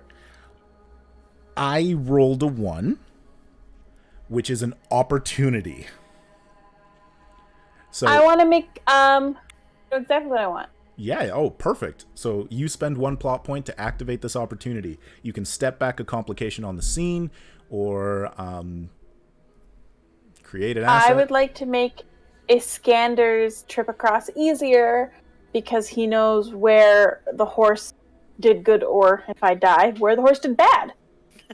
Fair enough. Perfect. So do you want to create a D6 asset of, say, like a good crossing, or do you want to step back the difficulty of the freezing river and drop it from a D8 to a D6? Let's add an add. Let's add it in. Cool. Add it in. I like the And it would thought be of called Walk This Way. Walk this. Perfect. I love it. Nice. I am Yep. here for it. Perfect. We've got a D6 of walk this way. specifically. Question. Walk this way. Could I add some sort of like bone eye because I'm on a horse and horses are just stronger than my own legs? Nope. You can do Barely. that. I mean, Trantor doesn't skip leg day. So I feel like barely. Trantor, when he rides a horse, his legs are actually touching the ground, and he's pushing along with the horse, and the horse is confused as to why it's going faster than it normally does. So this is an interesting thing about the Cortex system. You're riding a horse. You've got a weapon. All of these things are true, and they allow you to do stuff, and they're part of the narrative. But they only become dice when they are the thing for this story. If you spend a time to be like, horse, don't fail me now, and you take an action to create a temporary asset of, warhorse, then the scene, instead of Trantor, like, riding across and checking for a safe thing, becomes that time that Trantor and his horse charged into the river, water spraying to the side of the beast. You just have to Trantor's take a... horse, Yeah. Steven Tyler. Yeah. I'm rolling now. Okay, cool. You got to get a 9. I got a 10 with a D8 effect die. No one. Fantastic. Okay, you easily overcome this and can move across the river up towards the Merdral. Oh, yay. And then I'm So gonna... excited for my reward. Yep. So excited. Your reward is you're closer. Right? I'm gonna It's much worse. throw a little token on there saying that you have gone. Thank y'all. I Hey, am going to not have the Merdral act at this point because the plan was Trantor and Iskander kind of rushing across at the same time. Yep. So I will once again roll first, and then Tim, if you want to run us through Iskander's ride and roll. What did I get? So, I got a 9 with a D6 of effect. so I'm actually going to hinder myself. I'm going to take a D4 for born into major arid domain merchant house. He is not used to this area. I mean, he doesn't really ride horses much, especially through this, so he is not good at this. Dexterity D10 because, what I am, update. Fancy But boy. also he's, very much like, okay, deftly navigating as well as he can. Glory, because that is a creature of myth. He's gonna fight it. Yeah. Heck yes. I'm gonna chop your head off too. I'm gonna get so many heads. And then, because Trantor paved the way, D6. Nice. I like it. And as a creature of myth, let's take a look at what our sponsor, Never Ending, was able to help me make. Don't like it. Look at that cool token created on neverending.com. Shocking amount of bulge. I don't want it. Thanks, never ending. Thanks, Patrick. I didn't notice that up until that exact moment. So I've looked at that picture before and I didn't notice it. All right. I got up one of the D4. Okay. Surprising. Cool. Oh no. I take the 7 and the 5 to make it a 12, and then with a D10 of effect. Nice. So Okay. I am impressively riding through, but I screw up somehow. Just a little bit, a little complicated. You can definitely move across the river. Your D10 of effect isn't doing anything in this particular case because you're overcoming an obstacle rather than creating an asset or fighting somebody. I will activate your hitch. So Of course. once again, the explanation, Tim hindered his distinction, taking it from a D8 to a D4 so that he automatically gained a plot point, and gave us that lovely narrative about how he's a pampered rich boy. So pampered. And then that D4 rolled a 1, which is a hitch. I give you an additional plot point to give you a D6 complication, which we're going to throw that into one of your stresses, and we're going to say... we're going to go with exhausted. We're going to give you a D6 of exhausted just as you like burst out of the water, like you realize, oh man, I am from the far south. This is the far north and this river is cold. And now I'm surrounded in snow. Wait, what did they tell me about my clothes and wet? Right, don't get them wet. I Don't did the get thing them wet. I wasn't supposed to do that everyone warned me several times. All right. But this is silk!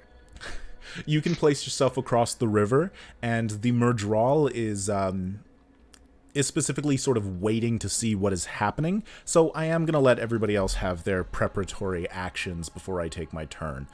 We know that the Wonder Twins are activating. Form of definitely cursed. Form of Battleaja? Yeah. You would be shape of, first of all.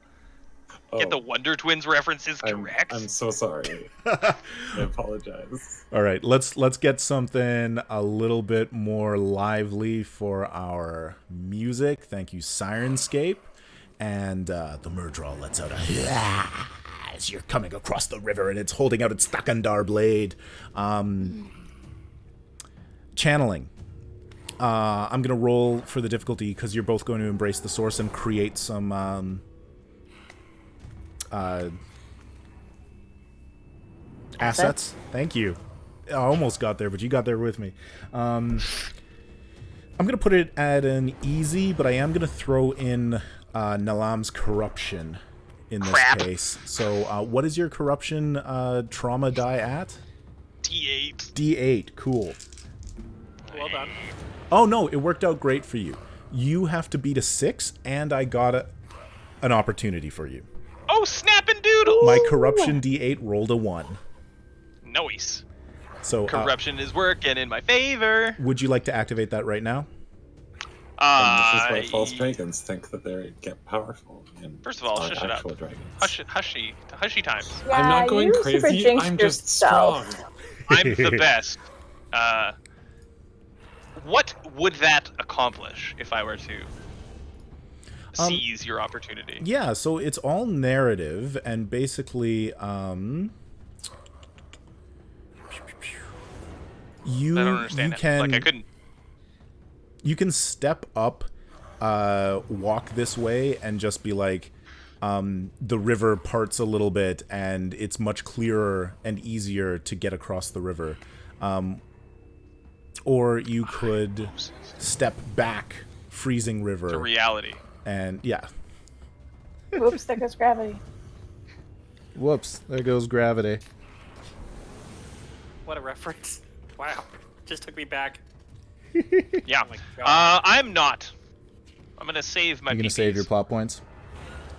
Okay. No, I'm gonna save my peepees, Meric. Save your peepees. Yeah, we're mature. I don't think I've ever claimed that. Nobody has ever And I claimed never in would. that, yeah. I work at a plumbing place and have never once not laughed saying the word nipples. Hasn't happened. Been working there almost 8 years. Every time I make a nipple joke. Every time. I'm gonna do a quick thingy. There it is.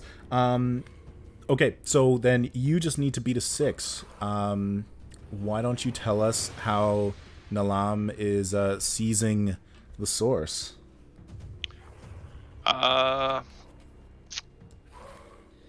He's fairly afraid of it now. That moment he had back in the village really shook him, because he hasn't really put a lot into it before. He's channeled, but as far as he's concerned, it was very minor. And it was never really like, a life or death moment. That was really frightening, and he's never experienced something like that before, so it's much like Rand. He's, every time he's reaching for it, it's, well, here we go again, I guess. So yeah, he is reaching forward with his resolve, but also, much like you must seize the sword that is currently heated to molten temperatures, he's reaching for power. Why would you ever be reaching for a molten sword? To stab people with, because it's hotter. Obviously it's not a good idea. But, I mean... it's not real, Jen. It's like an analog of what I'm trying to do. Also, quick point of order. We used an opportunity in Jen's case to create a new asset called Walk This Way. That is not rules as written. We're going to leave it, of course. Rules as written is you may only step up an existing asset. So you could take a signature asset and step it up for the remainder of the scene. But just moving forward, that is a little thing to fix. I broke the game. Oh no, it's broken. Oh, no. Broken forever. We'll As never per fix usual, need it at a game just because you're married to the DM. I get it. All right. What was the number? You got to beat a 6. Oh, that's super easy. It is. And I do. Why would you say that out loud? As soon as I said it, And is I imagined you rolled 4 1s before, and I was like, and then I didn't do that. So we're Good. good. I'm glad. I'm And happy for you. As soon as you said it, I definitely was like, I should spend some plot points. I'll destroy him. That's BRB hubris, freezing. and I won't stand for his hubris. So that is a 15 with a D10 of success. Oh, wow. Okay. Yeah, that's the first time that we've gotten a heroic success.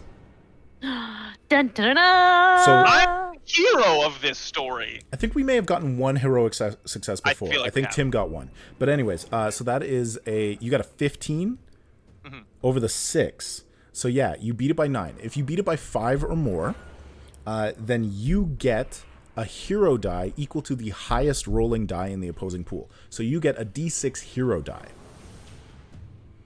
So what you can do with a hero die is after rolling your pools, you can spend a plot point to just throw your hero die in after the fact, and it gets added to your totals. It's an additional die. That's sick. Like, it's not like an additional one. I can add it onto my already existing ones? Pretty sure. Or is it like an option? Where you can like, oh, I roll a 6 on that. I'll take that instead. I think you get to add it directly in.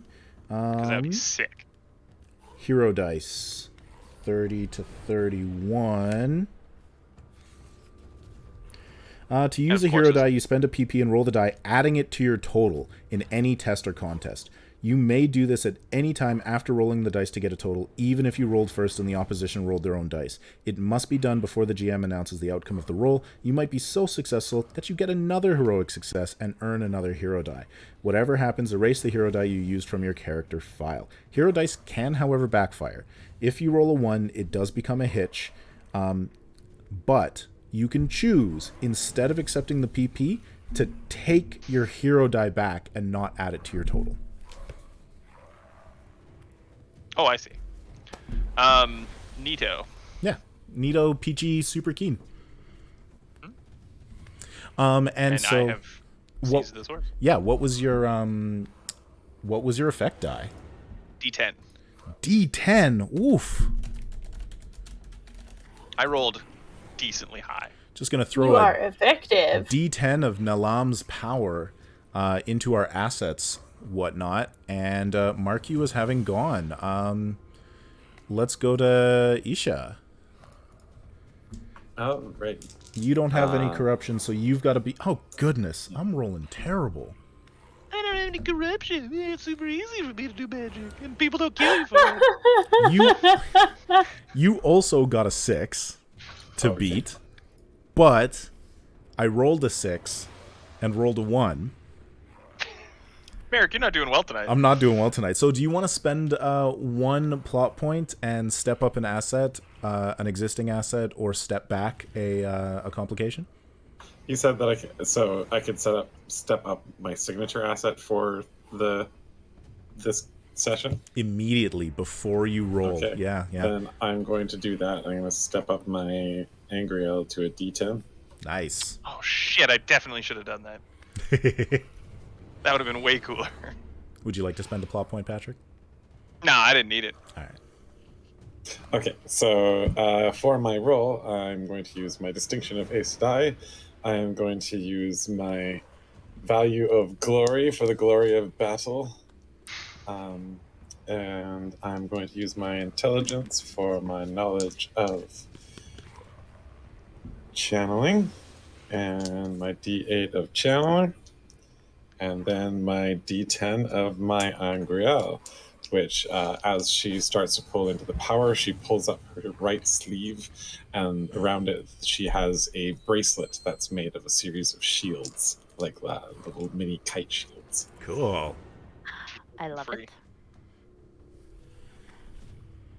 Which Patrick pointed out after the fact is totally a thing from Jim Butcher's Dresden Files. Yeah. I was like, cool, you're Harry Dresden. Yeah. They were like, shit. I didn't mean to do that, but okay, so Whatever, it's cool. I rolled really well. I got an 18 with a D10 of effect. Okay. Wow. Okay. Magic twins kicking ass. Your Midrell's dead. All right, I don't like so that we laugh. got a D10 of Isha's power, and I'm sorry, what did you get? An 18. Oof. Jeez. Oof. Okay, you also get a D6 hero die. Because I got a 6 on my D6. All right, and then so you have acted. Let's go to Renea. What does Renea do? Okay, so first question. Yep. In my wolf speech ability, it says that you can also tell how far away those wolves are, even if not communicating with them. Mm-hmm. So do I know if there are any wolves in the area? Like, I would say... in running distance? I would say that you can spend a plot point to just immediately create a D6 asset of a pack of wolves that are within range. Yes. Fucking do it! Okay, but then do I also have to spend a plot point to activate my wolf speech? Call them? How did we have that written? Well, powers, typically you'd need a plot point to activate them, right? Yeah, generally. Let's not open that up where everybody can see on the stream. Hey, Jen. I got a new heated sweater. Ooh. Okay. Oh, it's Yeah, this one, yeah, you don't need to spend it. You just can communicate and so on. Yeah, I would say that in this case, like, your wolf speech ability just gives you the ability to speak to them. And spending a plot point would say there happens to be a D6 wolf pack nearby. And then you still have an action. Like, spending a plot point is just, free. It's, let's create an asset. Okay. And so your action could be reaching out to the wolves and saying, hey, could you help us? Yeah, that's pretty much my action. Hey, guys! All right. There's a really evil Neverborn in the area. Hey, Squaffle Poppins! All right, so you're spending the plot point. We're going to create a D6 wolf pack. You betcha. Okay. And yeah, so Renea just kind of like, everybody's charging in, and she just kind of like sits quietly on her horse, and as her eyes are actually permanently golden, if anyone's taken the time to look. We've just never noticed. Just never noticed. I mean, in the model, I worked very hard to color them gold. Hmm. Hold on, I'm a heck and zoom. But yeah, so everybody's charging in, and she just kind of sits very quietly, takes a very deep breath, and reaches out, sending out this image of this river rushing past and this never-born creature challenging us. And sort of the full intention that I'm about to attack. Okay. So I will use my All My Friends Are Wolves distinction. Mm-hmm. I feel like resolve for my attributes, because I'm not entirely certain I'm going to win this fight. Value, I'm going to take justice, because how dare he kidnap people. Mm-hmm. And then my wolfkin. Okay. I want to say your distinction is quite hurtful. It implies that we're not friends. Or that she To be only fair, views us as wolves. It's the second one. Your friend. Okay, then I take it back. Therefore, That's you're wonderful. wolf. All right. I'll take it. Let me roll first. The difficulty is going to be easy. It's not very hard to convince a bunch of wolves. And then you also get, because I have stress, I have angry for D8. Okay, cool.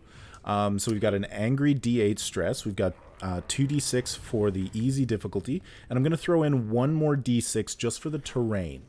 Just as, like, sort of to represent the timing. And so I'm going to take 10 that you are going to need to exceed. Okay, be good, little diceys. Be good. I'm just gonna say that we're all the wolves and all my friends are wolves. Iskander's probably Moon. Moon.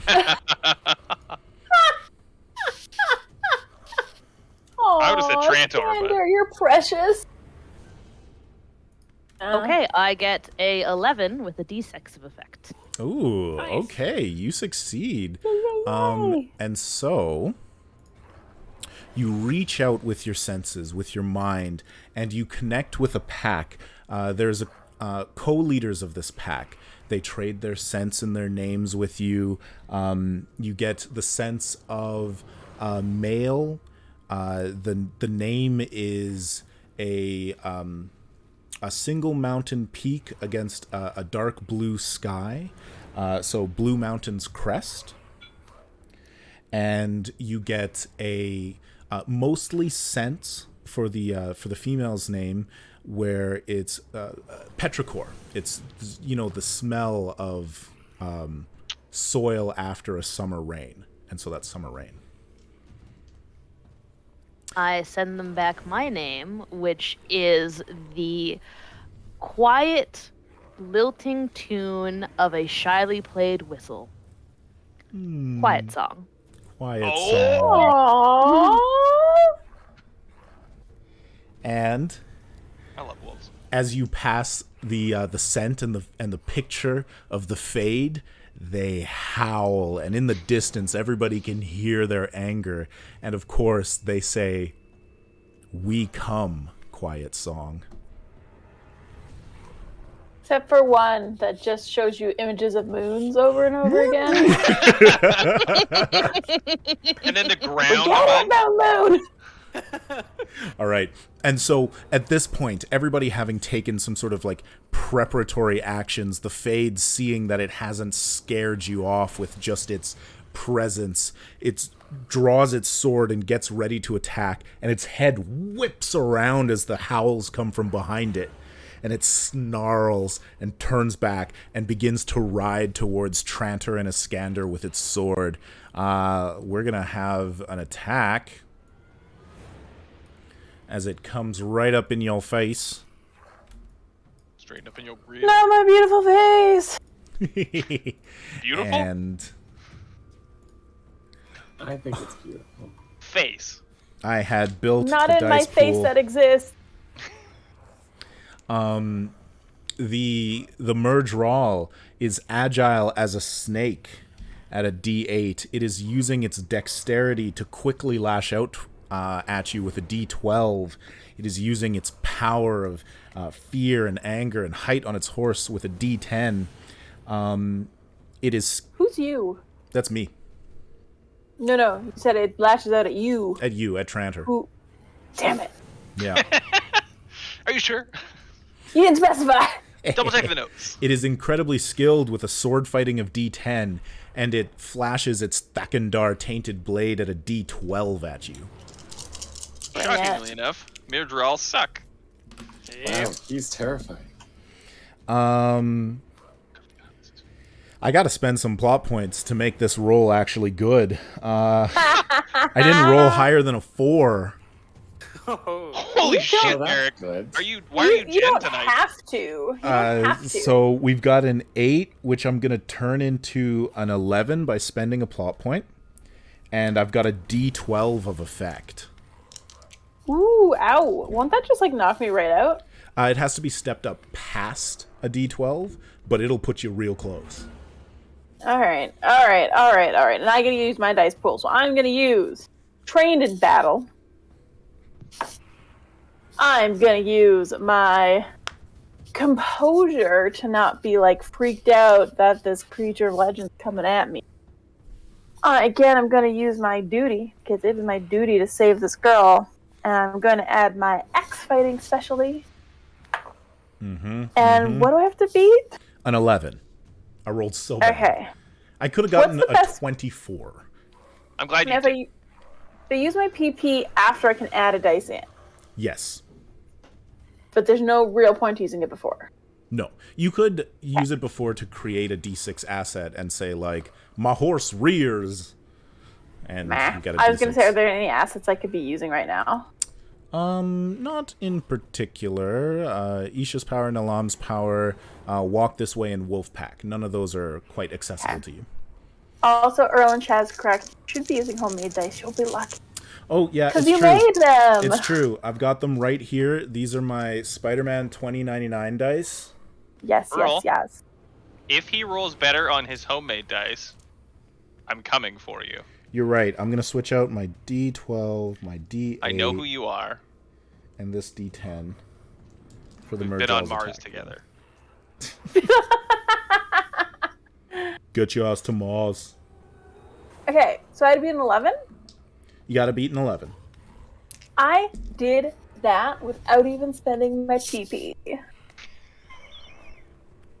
Nice. He didn't have to put his PP into it. But I did get a 1. Okay. I will. Oh, that's bad. Absolutely. Yeah. Do you have any stress right now? No. Okay. I will give you a plot point to activate your hitch, and we are going to give you a D6 of afraid. We're gonna do a date? Of Ifrit.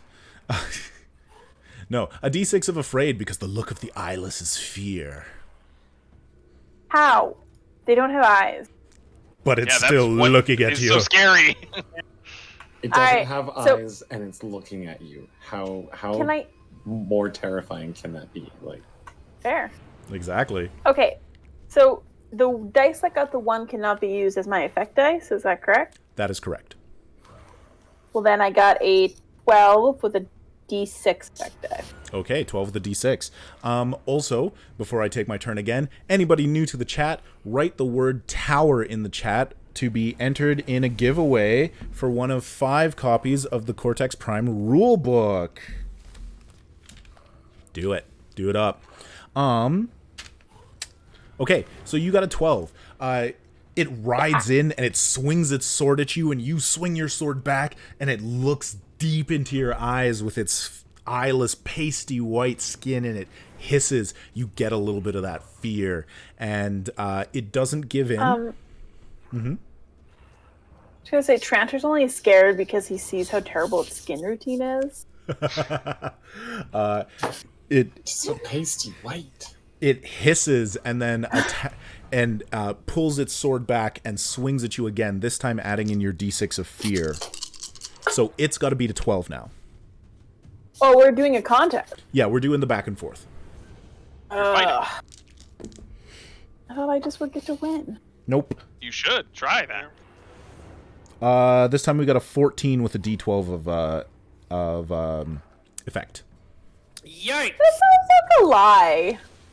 Doesn't sound like he's lying. No, you're fighting a mere draw. That doesn't sound like he's lying at all. Both of the pretty homemade accurate. dice rolled 7s. Earl? So you can just pick up the same dice pool again and just did. roll it and get a 14? And I did. And I got a 15. You got a 15! Oh, wow. What is no your- ones. Effect die 10. Effect ID 10. Okay. All right. It's going to go back at you with a 15. The swords are clashing, swinging back and forth. Does it get a 15? I got an 18. Oh, and an opportunity. Yeah. So you can spend a plot point if you like. But I can't just add something, correct? Correct. You need to step up something existing. Do you have a signature asset for your sword or your axe, I mean? What's that? Oh, yeah. Oh, my God. I haven't been using that. There you go. There's another die. I have a signature asset D8. Okay, so you So I can step that up to a D10? Yeah, exactly. Well, I will do that, and then I'll add it to the pool I've been rolling. Perfect. And like, Yep, there we there's go. a moment where the axe and the sword are clashing, and you swing it back, and the axe like catches the waning evening light. And Tranter says, but I'm actually right-handed.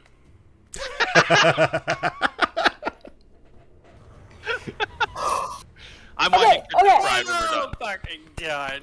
Yeah, that was good. Okay. That was good. Indeed. Jen, take another plot point just for the hilarious line. Princess Bride reference gets me. Good, because I'm going to spend it. So I rolled a 10 on one of my D10s. Nice. Okay. But I need to... My next highest one's a 5, and then I got a 4. So if I spend a PP, I'll get a 19, correct? Okay, yeah, that's right. 19. No one. No one. Okay. So 19 no ones, effect die 8. Okay. I think at this point, the Merdral is going to give in and take that consequence. So it takes the D8 of injury, fear. What are you trying to do to it? Even when it's attacking me? Yeah. You won. Okay, because I wasn't attacking it, so... Yeah, no, you're in a contest, trading blows back and forth in a quick sort of skirmish. It could try and roll again, but... I wanted to take a D8 at Insecure. Oh. Sure. All right. Oh, man. my main hand. It's going to get a D8 of Insecure, and I'm going to gain a plot point back for giving in. That's... you know what? Like, it sounded like, oh, geez. That makes sense. I like it. Yeah, it's like suddenly surprised by the fervor of this human. It's blood sack. Okay, that was the Merdral's turn, and then so Iskander and Tranter see in the distance low grayish white forms running through the snow, and you see a pack of wolves appear right here. And those are going to get to act right eventually. They are a pack of wolves at a D6 sort of asset. Heads up, Nicole. You might have brought in wolves here to die. Oh. All right. So who would like to go next? I'll go. I'm gonna go. Go with Scantor. Yep. My man is being, attacked by the Merdral, so Scantor's gonna back him up. You're a man, eh? I mean, he gave me tea and I really called it a... We're best friends now, quite frankly. I think you're more than friends. Anyways. You guys are going on a date soon. So, I'm going to be using Earn by Hair late in battle. Dexterity D10, Glory D10. I have sword fighting at a D6. Blade Master at a D8. Can you use multiple specialties at once, or is it just the one that applies? One specialty. Can I actually use my resist fear of D8 just as, since Yeah, for Can I sure. swap out that D6 for a D8? Because I was like, oh, we're fighting withdrawal. One of the things I'm gonna get is this. Yeah, you can technically spend a plot point to add in an additional die from the same set. So, like for example, you could add in 2 values. I would say that also translates to adding in 2 specialties. Okay. I think I'm good right now. So, yes. And what I'm actually going to do is I'm going to try and disarm him. Get rid of that blade of his. I don't know what that would actually do, but...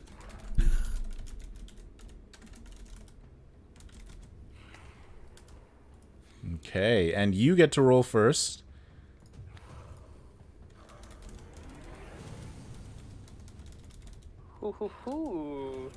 I am actually going to spend a plot point to make this a 23 with a Holy D10 effect die. balls! I am Wow, not a he's fan good of that, sir. He's good at swords. Okay, a 23 I gotta beat. Wow. I was can do impressed it. with my 18. Gosh. I know, right? I got a 15 with a 5 right there, so I can go to 20.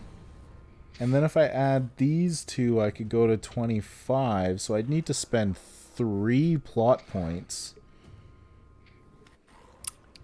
Wow. Either way, I'm burning through things. Yup. I'm gonna do it. I'm gonna spend 3 plot points and ante this up to a 25 with a D10 of effect. Okay. Oh, that's a cool sword fight. What? Right Yeah. It's like whoosh, whoosh. It's wicked fast. there. It's wicked fast. It's wicked fast. Their swords were wicked fast.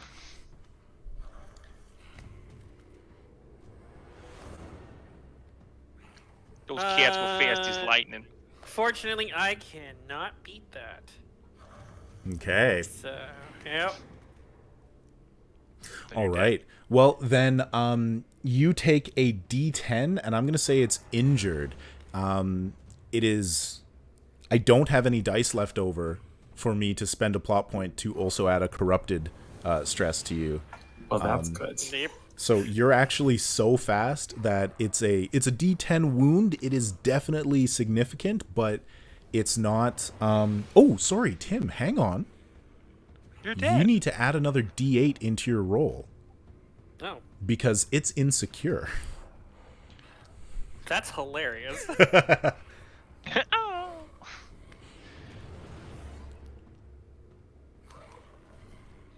I just got this new snake armor, and I don't know how it looks. No, unfortunately, that's not Still quite can't enough. get it? Still. Okay. No.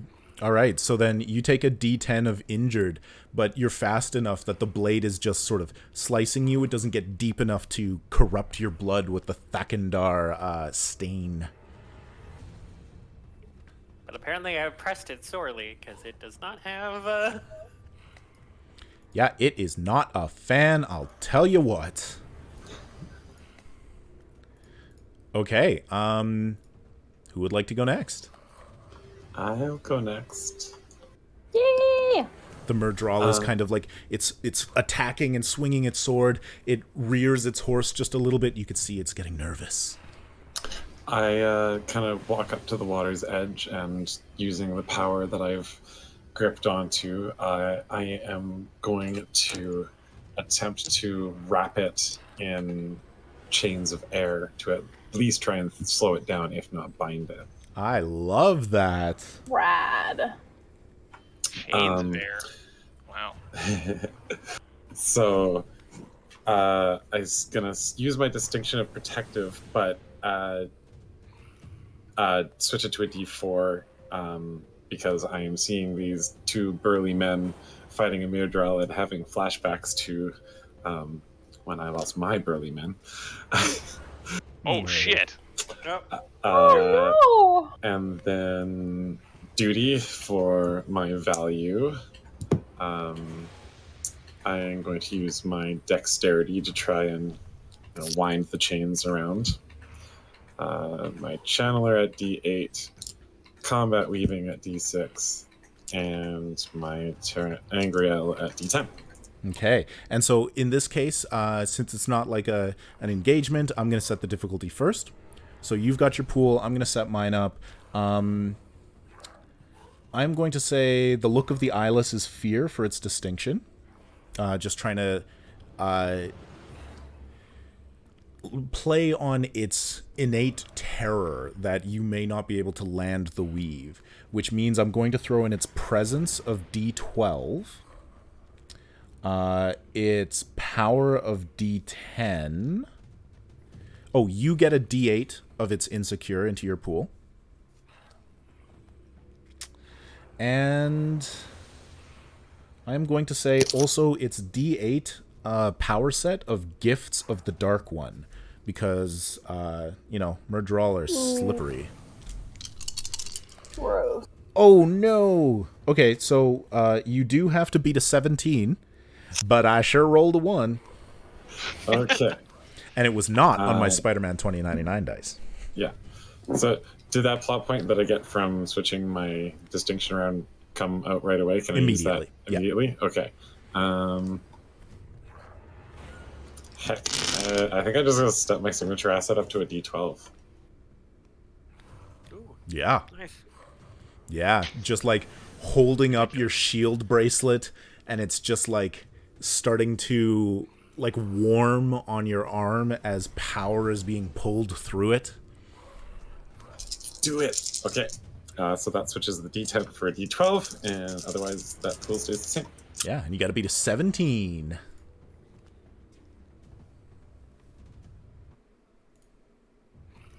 I didn't do it. That is only a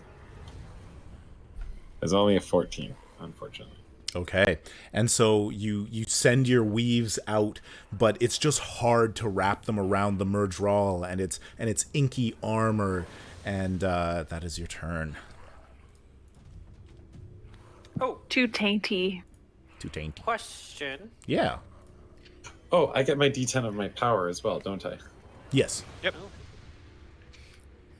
Nope, that doesn't help. Okay. Tim, question? Do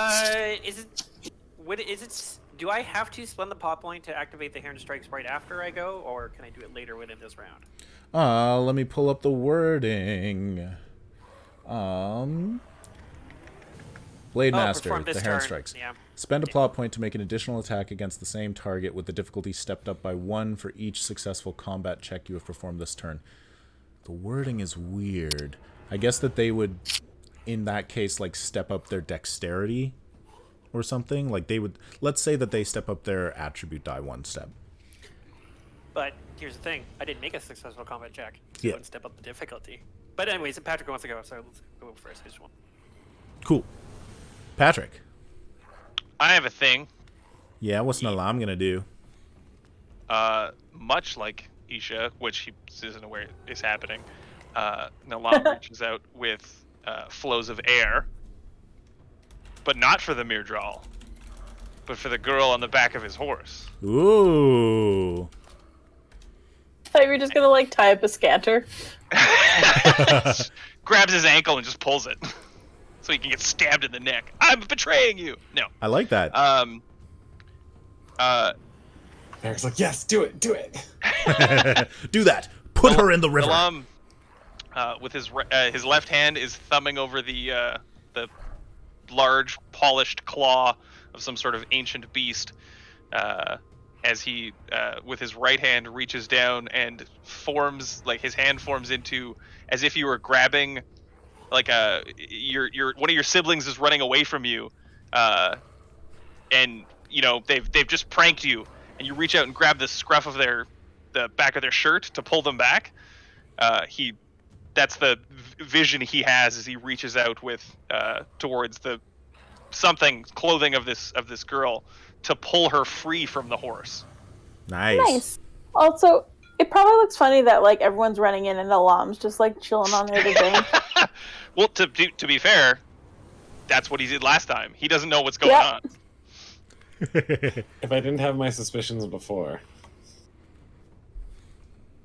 Okay, I'm going to say that the difficulty for that is a little bit harder, just because the horse is bucking, the Murdral is fighting, so we're going to put that at 2d8.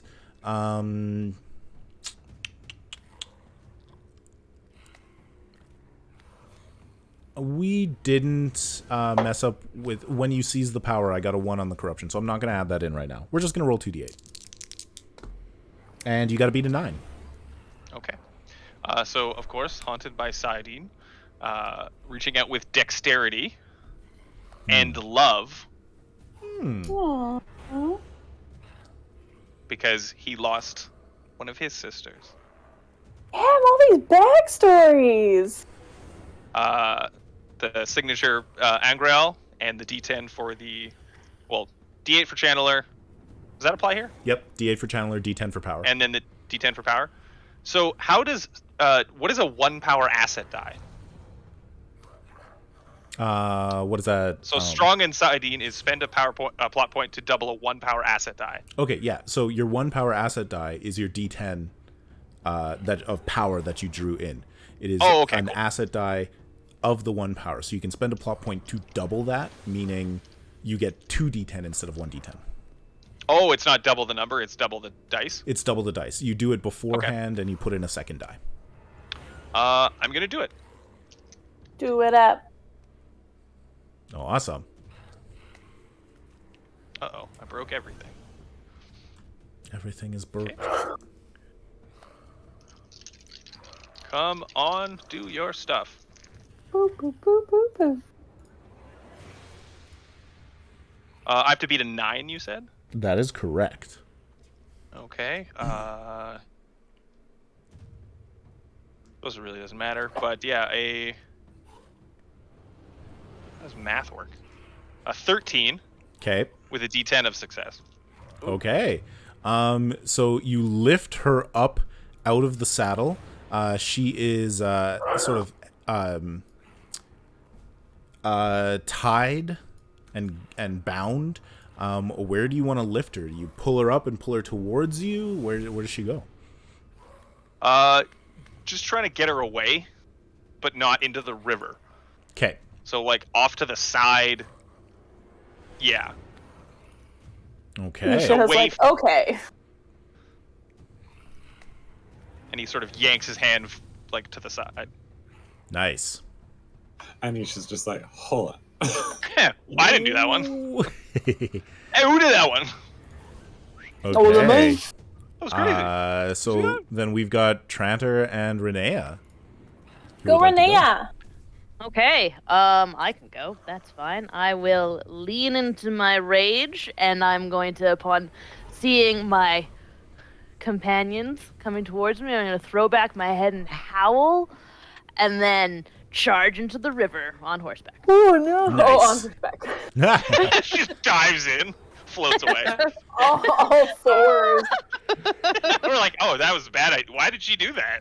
Just like tumbling down the river. There's a bunch of wolves who were like, hat. All right. So, So do we actually attack the Matron now, or? Do we have to save her now? We have to save her. okay. So, the river. To be fair, I think they would go for the metro. They would. Crossing the river is easy 2d6, but for the freezing river D8. And then, do you have any stresses or anything that I'm adding in? For anger. Right. Sorry. How much was it again? D8. D8. Okay. Yeah. Okay. And then I was just thinking, I'm like, does it really add in? Would it hinder? Because anger would help you get through this, but that's only if you spend a plot point to add it into your pool. But then it steps up by 1, so that is an option for anybody if you would like. Cool. I'm out of plot points, but... You also have walk this way. You do. You have a d6 of walk this way. And if you're out of plot points, maybe think of a reason why one of your distinctions might hinder you, and you could drop that to a d4 and earn a plot point back for free. Or, That's true. Unfortunately, I'm kind of built for this, though. I did roll a 1. Your difficulty is going to be a 15 with a d6 of effect die. There is an opportunity, which, because you have no plot points at this point, you cannot activate. Would anybody else like to activate this opportunity? Oh, yeah, I can do that. Yep. You can spend a plot point and upgrade or downgrade something. Yeah. What are you going to do? I'll upgrade the walk this way so it's easier for her to cross. Nice. Is that the right answer? Yeah, that's a great answer. Hey, that works. Did I pass the test? All right. Yes, you pass. Flying colors. I would have done the selfish thing and upgraded my asset, but... Nicole, you're going to need to beat a 15, or else you'll take a d6 of effect. But now you have a d8 of walk this way. But you now have a d8 of walk this way. So I'm a wilderness guide. I'm going to use my dexterity, because riding is all about balance. I don't think you have the expertise to decide that. What?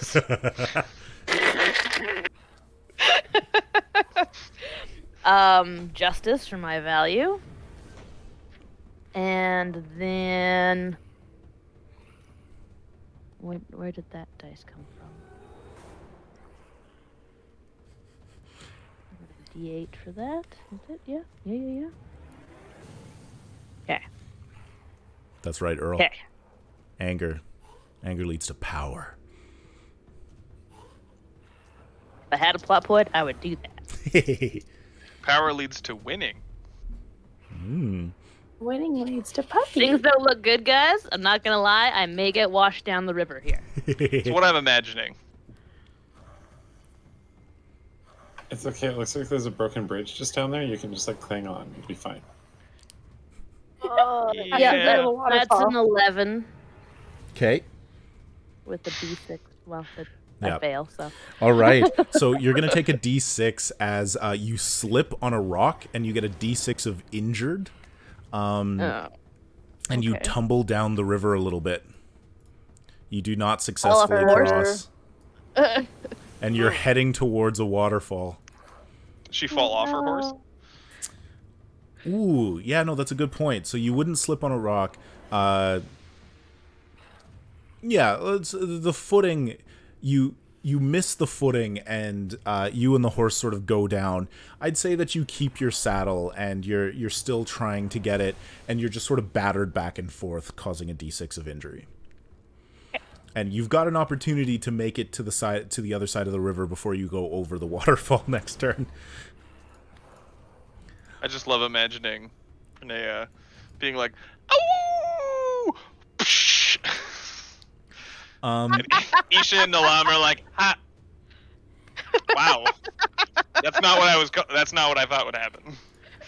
I'm gonna take this opportunity to just move the wolves up as they surround the Murderal and begin jumping and leaping at him.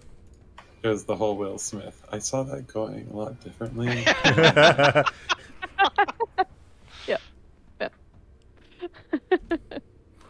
All right. So Tranter. All right.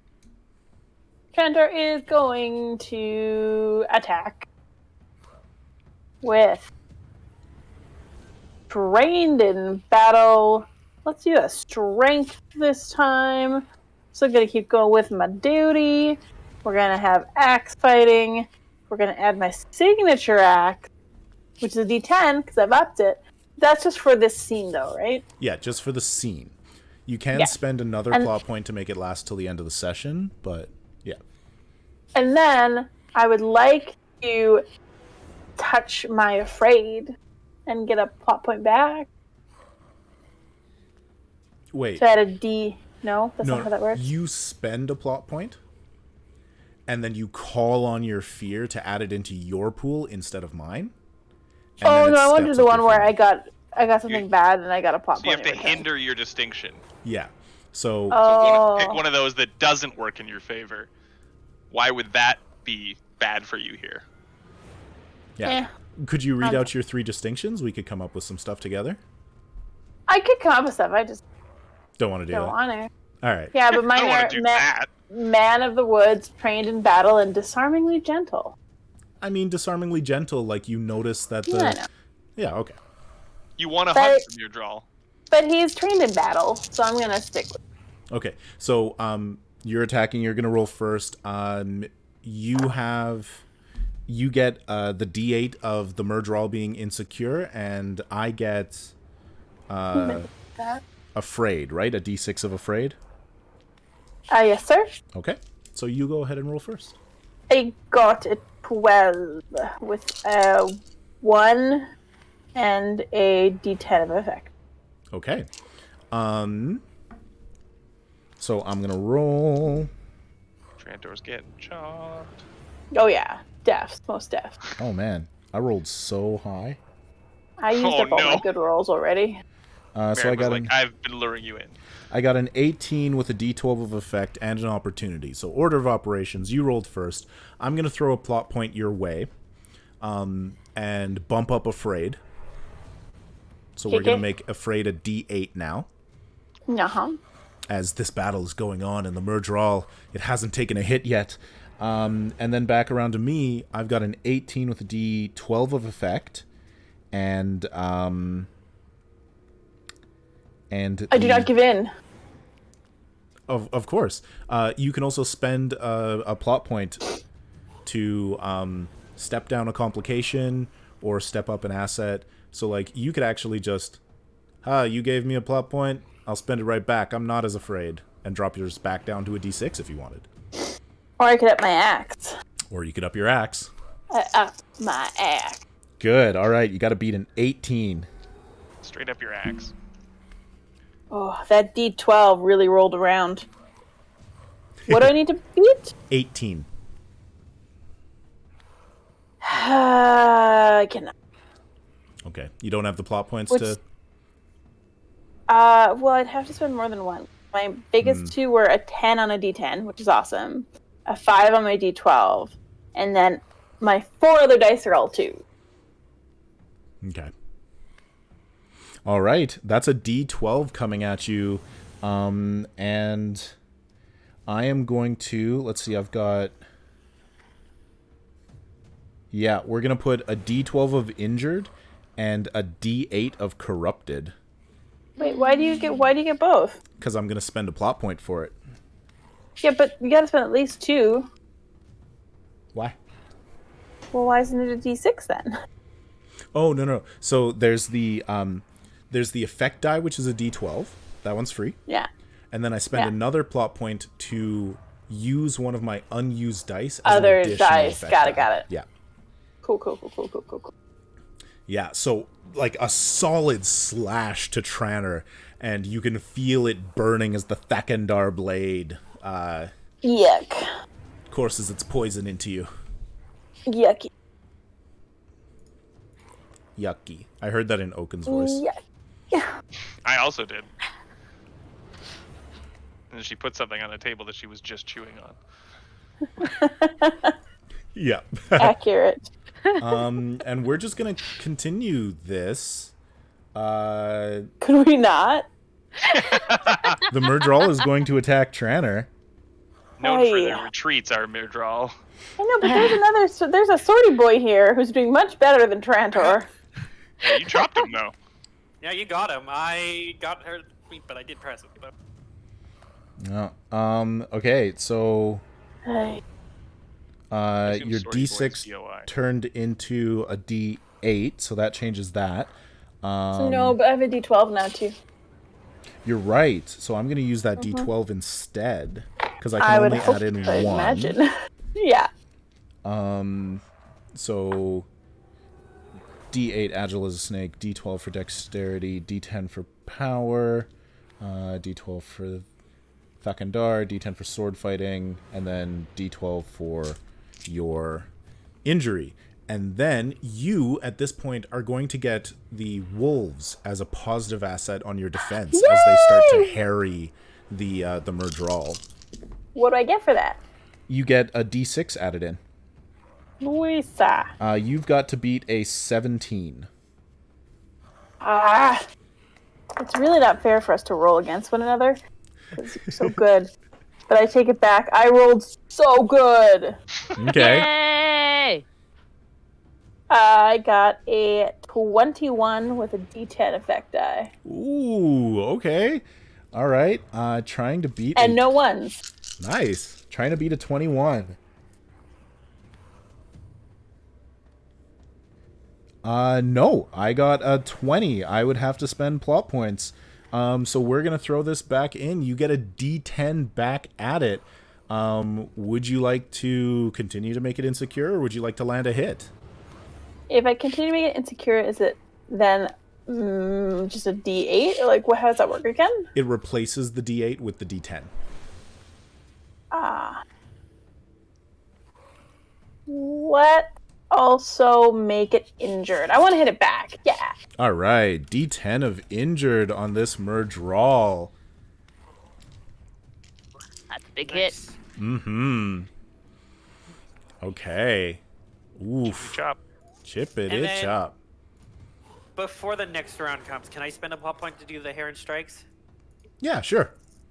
Ooh. Sensing weakness, Iskander strikes. We have so many people in the chat. exactly Welcome to Wheel of Time Restless Blight. Hope you're having fun and enjoying this battle with a Murdral as epic fights are happening. If you want to play your own Cortex Prime, put the word tower in the chat. We're giving away 5 of these. We'll probably do the draw right after this combat. So, Win or lose. Dexterity D10, Glory D10, Resist Fear D8, Blade Master D8, and then a D10 from it being injured. That's right. And you can also throw in a D6 for the wolves. Woo. Yeah. Did you just say a woo? Woo. A woo. These are... Puppy Patrol. Yeah, they're biting its ankles. As you're like peeking out of the water. Good job, guys! I am going to spend a plot point, and my last plot point, to add an initial to make this a 24. Holy crap. Wow. All Go right. for it. Wow. Iskander stopped fucking around a while ago. Flicked on real mode. Yeah, no, we've got an 18 here. What is your effect die? I get to use 2 because I have the Heron's Presence wings. So that's a D10 and a D8. Okay. Dang. So then that steps its injured up to D12, and then it steps its injured past D12. Yeah. Success. So how do you want to do this? Fuck yeah, Iskander. It's exactly what Patrick says. Sensing weakness, the Murdral is injured. Faster than, it should be possible. Iskander just swings his blade, takes off the hand that has the Thacker Bar blade because the Murdral has, been injured and overextended. And then before it can even react to that, the blade sweeps around and just sweeps off its head. Nice. And it immediately its body goes stiff and the horse bucks. The Murdral hits the ground and stands up, headless, handless body, and it just starts flailing and swinging and attacking everything all around it. The wolves are jumping at it and tearing it down. They bring it to the ground and start ripping it back and forth, and it's flailing. I wrote in this super cool ability called Undying.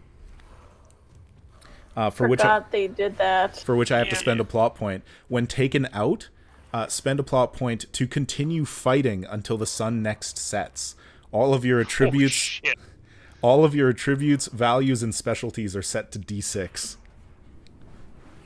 We'll just walk away. The sun is literally setting. Like 10 minutes later, its body stops. As it's like, you know, when dogs like refuse to let go, they're just like. Yeah. So Isha, Escanter and I and Tranter are gonna make really good warders for you. Tranter will just be like the beef shield, and then Escanter will like jump up from behind and be like, beef shield. Perfect. But speaking of Tranter and life, I'm immediately trying to hop across the river to try and heal him. Oh, don't forget also about Renea. Yeah, I was just gonna say, can I roll to not go over the waterfall here? I have to save Tranter. Oh, me! Okay. Taking control of the horse. All right, we've still got a D8 of freezing water. So it's gonna be a D8. I'm going to say it's more difficult, so it's hard. So it's 2d8 plus the d8 of the freezing river. You are going to need to beat a 15. I rolled 7, 8. Okay. 6. Bye, Renea. Let's go back to the virtual tabletop focus and look real close at this.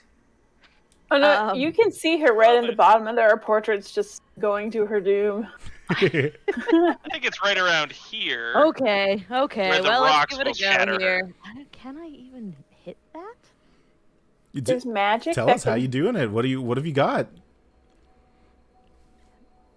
With enough dice, Well, maybe? okay, I can hit that. Yeah, it could be done. Be good dice. Okay, I'm gonna go with Wilderness Guide as my distinction. Stamina as my attribute, because I'm not tired yet. We'll see. Love is my value because I don't want to die. I like living. Renea loves Um, life. I'm gonna throw in my woodcraft specialty because I feel like that applies to crossing rivers. Yes. Does it apply to tumbling down a frozen waterway, though? It may not. It may not. I don't know. I could throw it out. And then we'll throw in. Ooh. Does walk this way still apply, given that I'm no longer on the way? Yes, I would say that still is applicable. Okay. You just keep Excellent. trying to walk Yay! away. All right. Here we go, folks. I may die today. Who knows?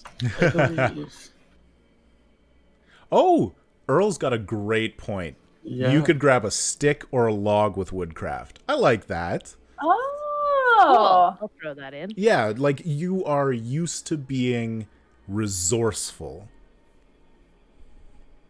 I like it. Good job, Earl. He's both sides of the coin, that Earl. Yeah. Yeah. All is our devil and our angel. It's still only a 12, so I'm going over the waterfall. All Do you right, have here a we plot go. point to spend it on? do you have a I plot sure point? don't. No, she's burned us through them. Can I give her one? Nope. All right.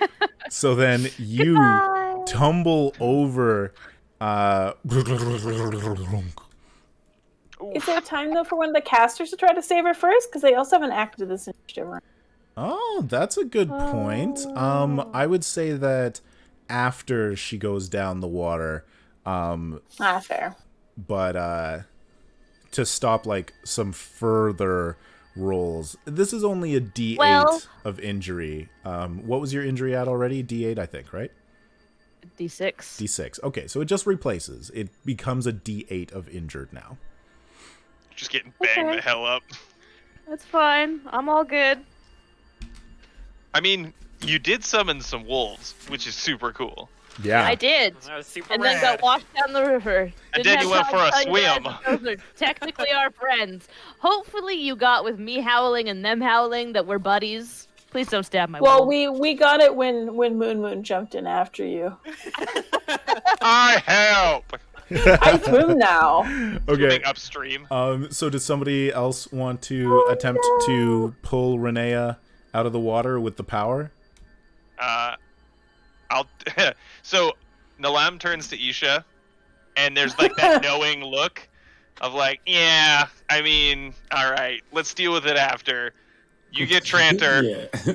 I've got Renea. And Link. We'll talk. I can't form a circle. You have to. But I will sprint. Are these rocks climbable? Yeah, absolutely.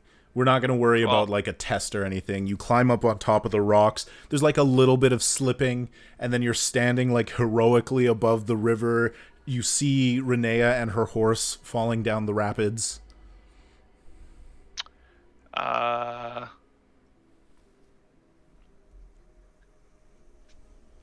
I mean, I guess I'm gonna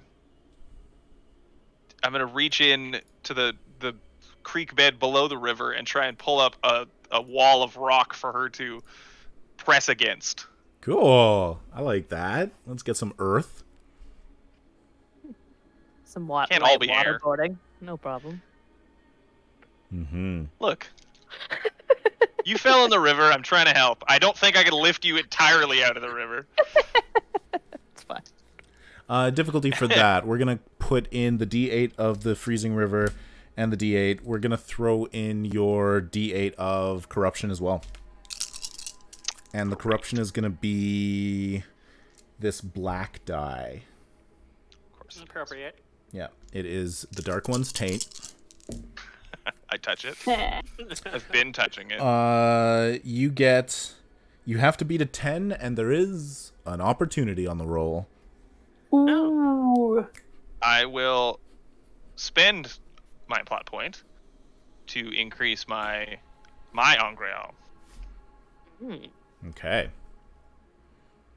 To a D10. I should change this. We're in a little bit more of an action. Let's get some. No, I like action the the soft music as just Nilam is watching Renea drown. No, this is definitely falling down a river relaxing. music. Yes. Brilliant Okay. sound effects, Alex. So haunted by Sayadine. Probably strength. Yes, I like strength for this. Or Pulling just up like a surge of earth. Yeah, strength or resolve. I like both of those. Definitely in the active. You're right. Resolve is a better option, Meric. Thank you for talking me into it. And probably love. Aww. Aww. Trying to save his friend, who's not a wolf. Says you. Oh, that's actually a good point. Didn't even think about that. Okay, Pour one so out for Gnome. yeah. I thought you meant Gnome, and I was very confused. No, Noam. Yeah, he was all crazy. Angreal D10, Chandler D8, Alam's Power D10. All right. All right. So it was a 10 after Yes, and I will say it's one effect die to save Renea. You need a second effect die to save the horse. How do I get multiple effect dice? By spending a plot By point. spending plot point. Oh, I'm out of those. Your horse is dead. Ouch. Sorry. There's only so much a man can do. It's okay, there's the Merdrill's horse. Okay, well, I definitely... I'm sure it's not crazy. So, so I can do a 12 Okay, with a D10 of success. nice. That's about it. You succeed. Describe it for us. Sidebar, if the Merdrill's horses are just regular horses, they would be the most badass war horses because they can freaking hold a Merdrill. Yep. Yeah, I was kind of wondering about that when I was seeing the show. Like, I'm like, what kind of horse is that? No, there's no way. That's like the ring wraith, Yeah. like their horses, So Wraiths with wings. So dispensing from attempting to hide what he's doing because it's become a lot more urgent. It's subtlety is not really the the name of the game here. Nilam sort of like slides to a stop at the edge of this like sort of misty waterfall, and just feels the earth beneath, and this shelf of like dark slate shoots out of the water at a sort of an angle away from like downstream, so that you're like pushed out onto it as opposed to like crushed underneath it. So it's like sort of a ramp onto safety. Nice. I love it. I cast Summon Pride's Rock. Yes. Also, plot point to Gear Cavalier: the best friends are the ones who stop you from going with the flow. No. All right. With Renea pulled out of the water, the Murdral dead,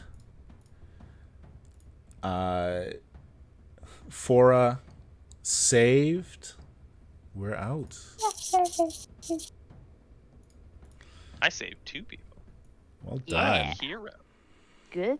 Go. Now I'm gonna get killed. And so the wolves will, of course, like head off into the forest once the Murdral is fully done. I send them my gratitude. Yep. They're pretty happy with that whole encounter. None of them died. Yep. They're like, hey, we took down an Everborn. None of us are dead. That's great. Oh, wow. Wow, what a great time, guys. We're gonna go tell all our buddies about this. Isha and I are worried about them being citizens of the Dark One. So we just chase them off with fireballs. Get out of here! They just took down a Murdral. I have no problem with them. Well, Technically, the Scander took If that. they were servants of the Dark One, they would definitely not be attacking the Murdral. Yeah, they're stupid ones. Let's go back to this visual for a second as we show Fora Solaren, the young girl from the village. She looks suitably worried and concerned. She does look concerned. Yep. This character portrait made on Never Ending. Never ending. Woo! Yay! Thank you for sponsoring Never Ending. And Fora sort of stands up, or like rolls up to a sitting position. She's still pretty heavily tied, and she says,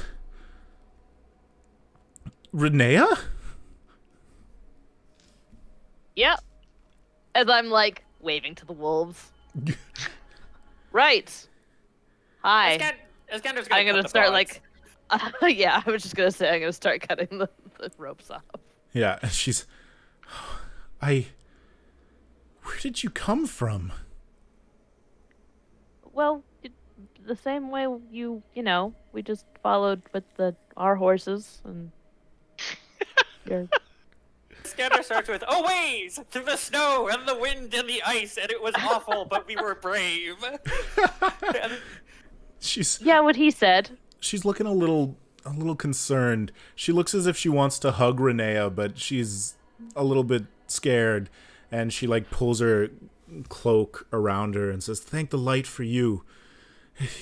It was taking me to some sort of prison. It just kept talking about how I was going to be useful." They talk. Oh. I look back over at Isha. They talk. Unfortunately. It was a you flail around cruel with its head cut voice, rasping. She like looks at the body and shivers. Oh, yes, it is cold, and quite a few of us are wet. We need fire and tea, please. Yeah, go ahead, Jen. Tranter pulls out a knit quilt to put around her. Aww. Endless supply of quilts. And, Got a bag of quilting. Mm-hmm. Nice. Yeah. So I guess I'm gonna look for some firewood and try to get a fire going, because Iskander's right. We need to dry off. Okay. So you set up camp. You create a fire.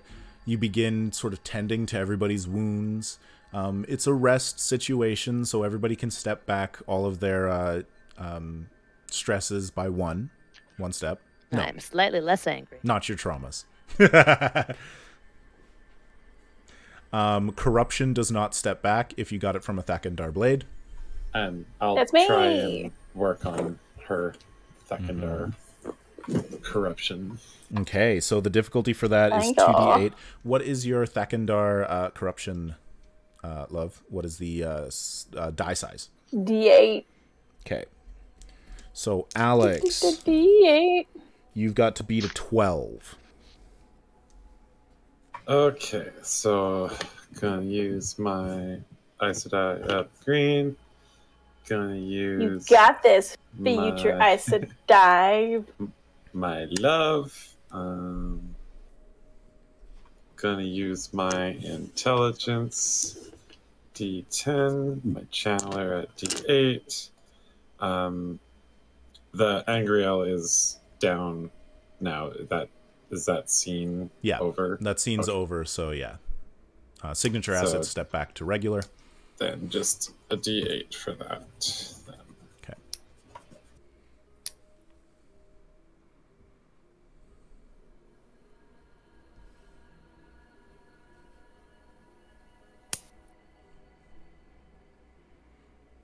Yeah.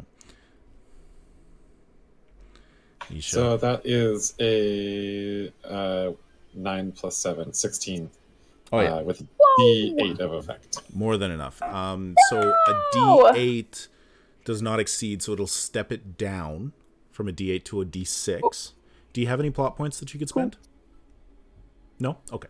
So yeah, the corruption... I do. Unfortunately, no. You're not healing yourself. Yeah, the corruption steps back from a D8 to a D6. Might take some time and work. Thank you, I milady. did try. It might take another session or two to fully draw out the corruption, but I appreciate it. Thank you. I do my best with this stuff, but I'm just not as good at it as the yellows. I will not hear that. Wonderful job. I'm much better at the flinging fireballs and blades of air at the shadow spawn. Also, making islands. Who did that? That Yeah, was what was our up with that? other friend over here. It must have been some sort of blessing of the creator. One of those twists, as it were. No, okay.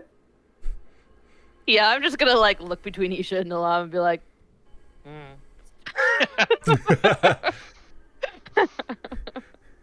So hot out here, isn't that crazy? So sweaty. I think you might be having a fever then, because it's really cold. No, it's Still. fine. Ice fever. Everything's fine. Ice fever. Once she's got the blanket and the tea and the fire is going, Fora speaks up and says, "Are you gonna rescue the other girls?" Pardon me. Here we go again. Freeze frame. Other girls? You must be wondering how we got here. The half-man, he would taunt me. Every time that we stopped, he would talk about how he was bringing me to live with the other girls and that we would be turned to the shadow. Now we have to take her with us? That is a conundrum. We kill her. Did he say where this prison was? You know, specifically with directions? No. The Blight? That's where fades come from, right? Oh. Trento has the idea. Just try. Okay.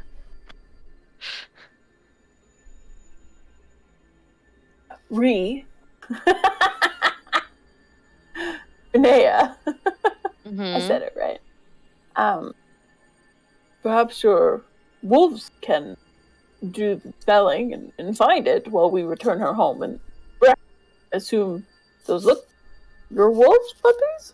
Do you train them?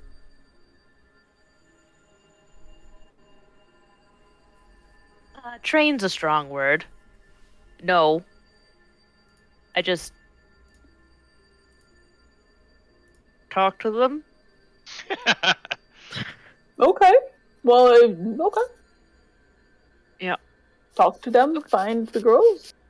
Wow, Tell you guys you are where? handling this actually really well. None of you are looking at me like I'm crazy. Weird. There was a Madral that we just fought. I cut off his head, and it flailed around a lot afterwards. I believe talking to wolves is not that strange anymore in comparison. It is. You know, What are that's a valid point. I can ask. I'll ask, see if they know anything. Mm-hmm. And you make your connection. They don't recognize this particular scent of this murderal. They don't know of any places local that it might have been hiding. Cool. And yeah, all through this time that she's like talking to the wolves, she just like stares into the distance. Like The llama's staring in a different distance. Tranter puts warm You got teas that in one front over of there. I both gotta of take this you. distance. This All guy's right. Tranter puts.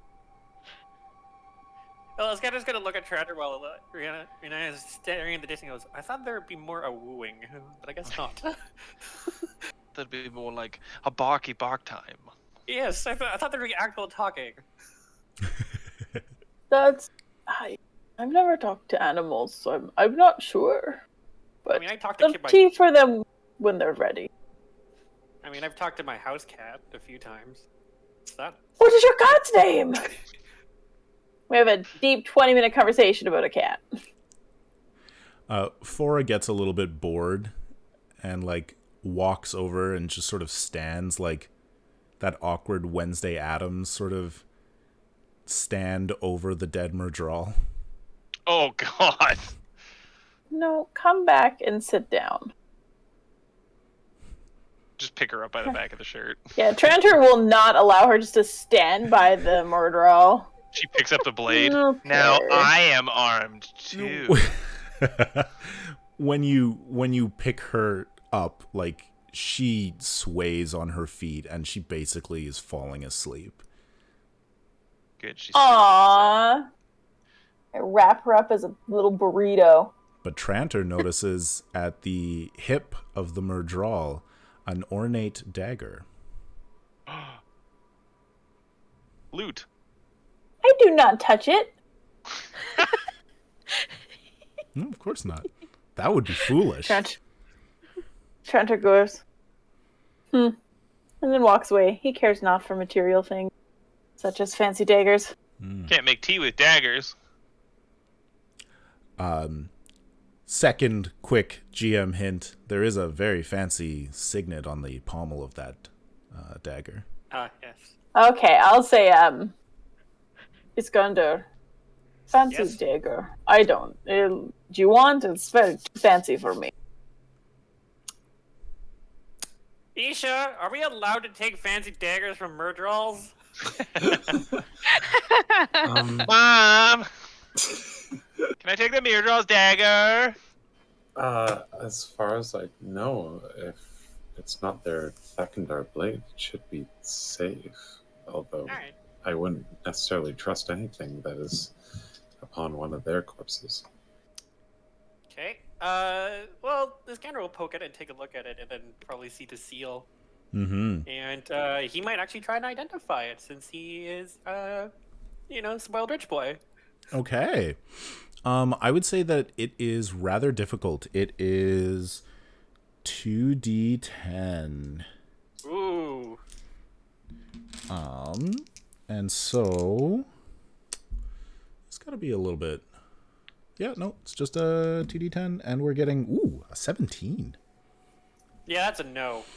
So it is, as you look at it, sort of carved into the pommel is the symbol of a crouching lioness.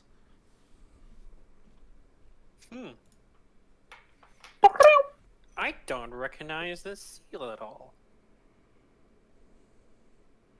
What would be? Sorry, what was the Is it like a history kind of a check? Yeah, absolutely. Crouching Lioness. Do you show it around the camp? Everybody takes a look at it? Mm-hmm. Nalam, what oh, actually, Isha is Malkieri. Yeah. And Nalam is... And Doran. And Doran. All right. Isha recognizes it immediately. Nobody else is from the Borderlands, right? I mean, Renea is close, but... And then close, but not... Plus, I wouldn't know. Oh. Close, but no signet ring. The symbol of the Crouching Lioness is something that Isha recognizes very, very easily. It was the signet of the Jamalans, which were married into the Malkieri royal family. Cousins. And if this Fade has one of these daggers and perhaps other gear, it's certainly possible that it has spent time in one of the estates. Yeah. Up in the Blight, in fallen Malkier. Well, I think I know where we might look for our missing children. Scene goes dark. No. The camera pans away from the fire. So, Because I mean, none of us actually want to go to Malkier, Meric. Like, no one. I mean, this is up to you. So we know that we're coming back to talk about episodes 7 and 8 in 2 weeks. You could say mission accomplished and end this short campaign here, so that on New Year's Eve we just discuss the game and we just discuss the episodes and do not play this game. Or you can explain to me how you get to this estate, and I will show you one more quick scene before we end for tonight, and then we'll play again in 2 weeks.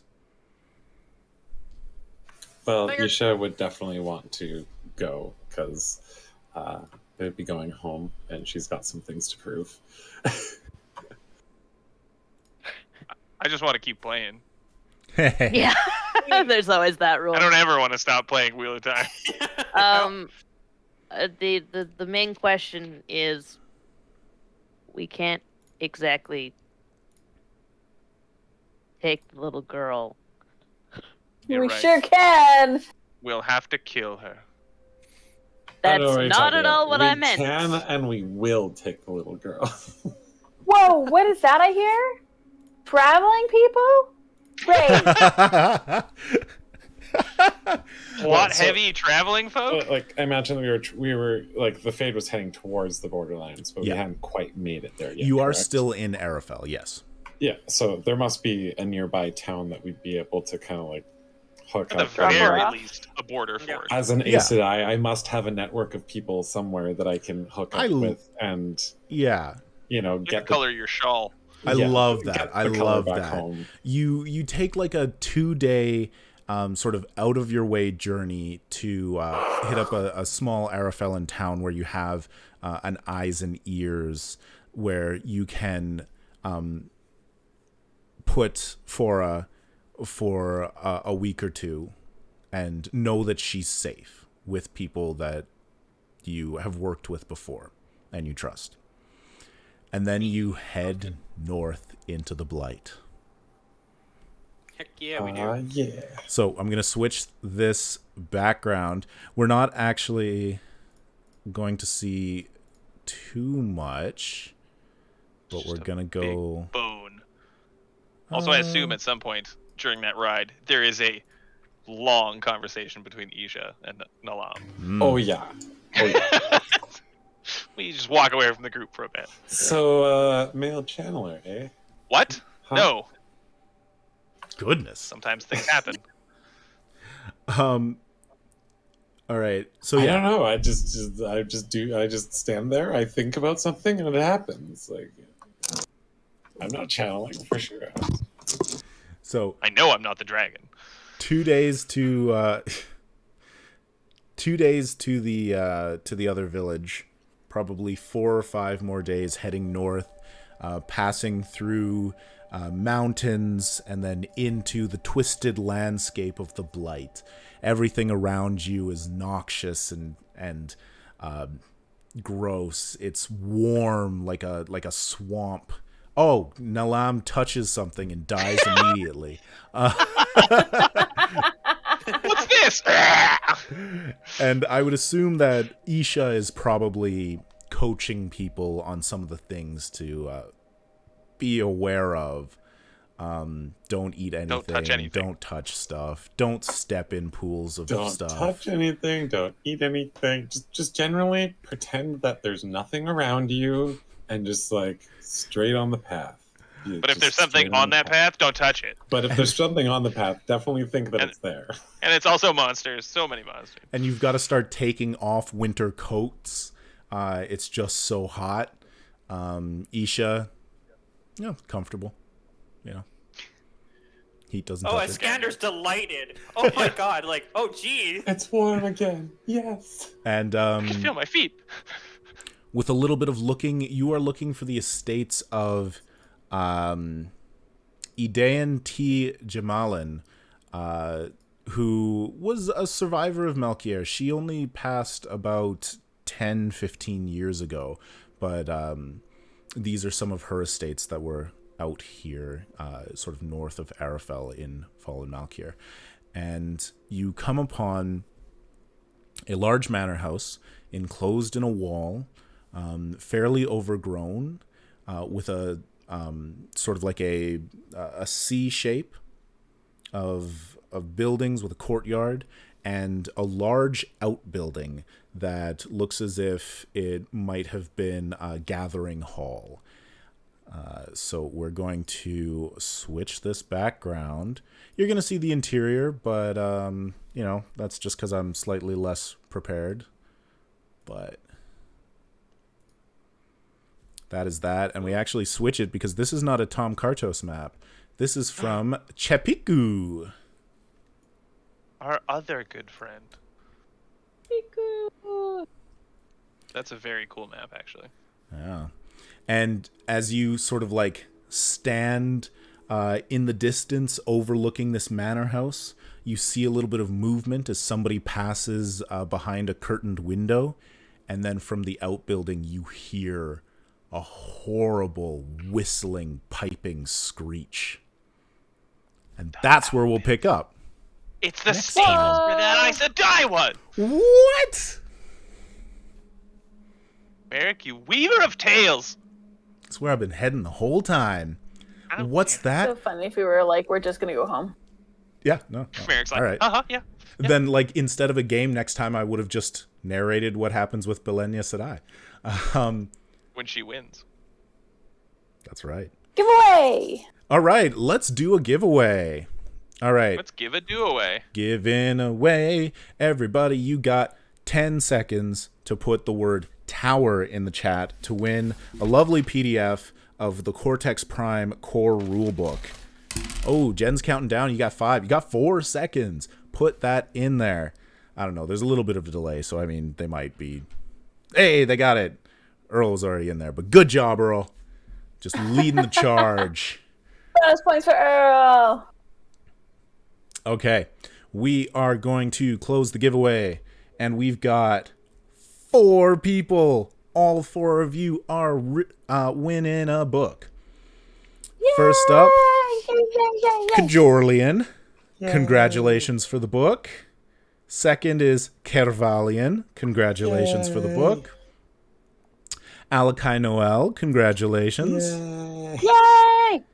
And Earl J. Woods. Congratulations, everybody. It's the exact same tone of yay. I will I'm a get singer. you. I'm really good at matching pitch. What can I say? There you go. I will get you codes for the PDF. I'm going to send it to your Whispers on Twitch, so check there. And you just basically go to CortexRPG.com and put in the code, and you get a PDF. And it's a super fantastic book. We're using it for Wheel of Time. You can literally use it for anything, or you can build it on their existing settings. They have 3 in the book. And they've got some pretty cool properties coming. Like early next year, they're bringing out the Tales of Xadia game. And then later, I believe in 2022, is Masters of the Universe. So if you ever wanted to be He-Man versus Skeletor, Cortex Prime has got you I want to be covered. Skeletor. Yeah, that's fair. I was just going to say that. I want to be Skeletor versus He-Man. His guys are cooler. Oh, thank you everybody for joining us tonight. Thank you to my players. I had so much fun unleashing a Murdral. Felt like it was fully nasty. It was good. Oh yeah. It was terrifying. Yeah. I was really worried it was going to kill Trantor. It was close a couple of times. And of course, as always, thank you very much to Neverending for sponsoring this stream. Your tokens are beautiful. Your characters are awesome. Thank you to Roll20 for sponsoring. We love running our games on your system. And thank you very much, Fandom, for donating these giveaways. Everybody in the chat, follow us on Twitter at SkyhammerK, on YouTube at Skyhammer Press. That's where the VODs end up. We'll be back doing this again in 2 weeks. If you want to check out any of the other stuff that we do, podcast form, you can go to Massive Damage Adventures for one-shots. All of these people have played in many one-shots across our 4 seasons. Season 5 starts up in January with Dune, Adventures in the Imperium. And we also have a companion podcast called Massive Damage Campaigns, where we've run 2 seasons of a D&D campaign called Rise of the Ancients. And we also have, we're putting out Star Trek, the Star Trek games that we ran on Twitch in podcast right now. So 7th episode just came out today. 2 more to go. Shadows and Starlight. Oh yeah, Shadows and Starlight right behind Jen. So good. We will see you all in 2 weeks. Happy holidays, Merry Christmas, and see you New Year's Eve. See ya. Bye! Blessed solstice to you all. When everybody will have watched all of season 1 of Wheel of Time. No way. All right. Shush, blow. Bye! Good night. Bye. All right.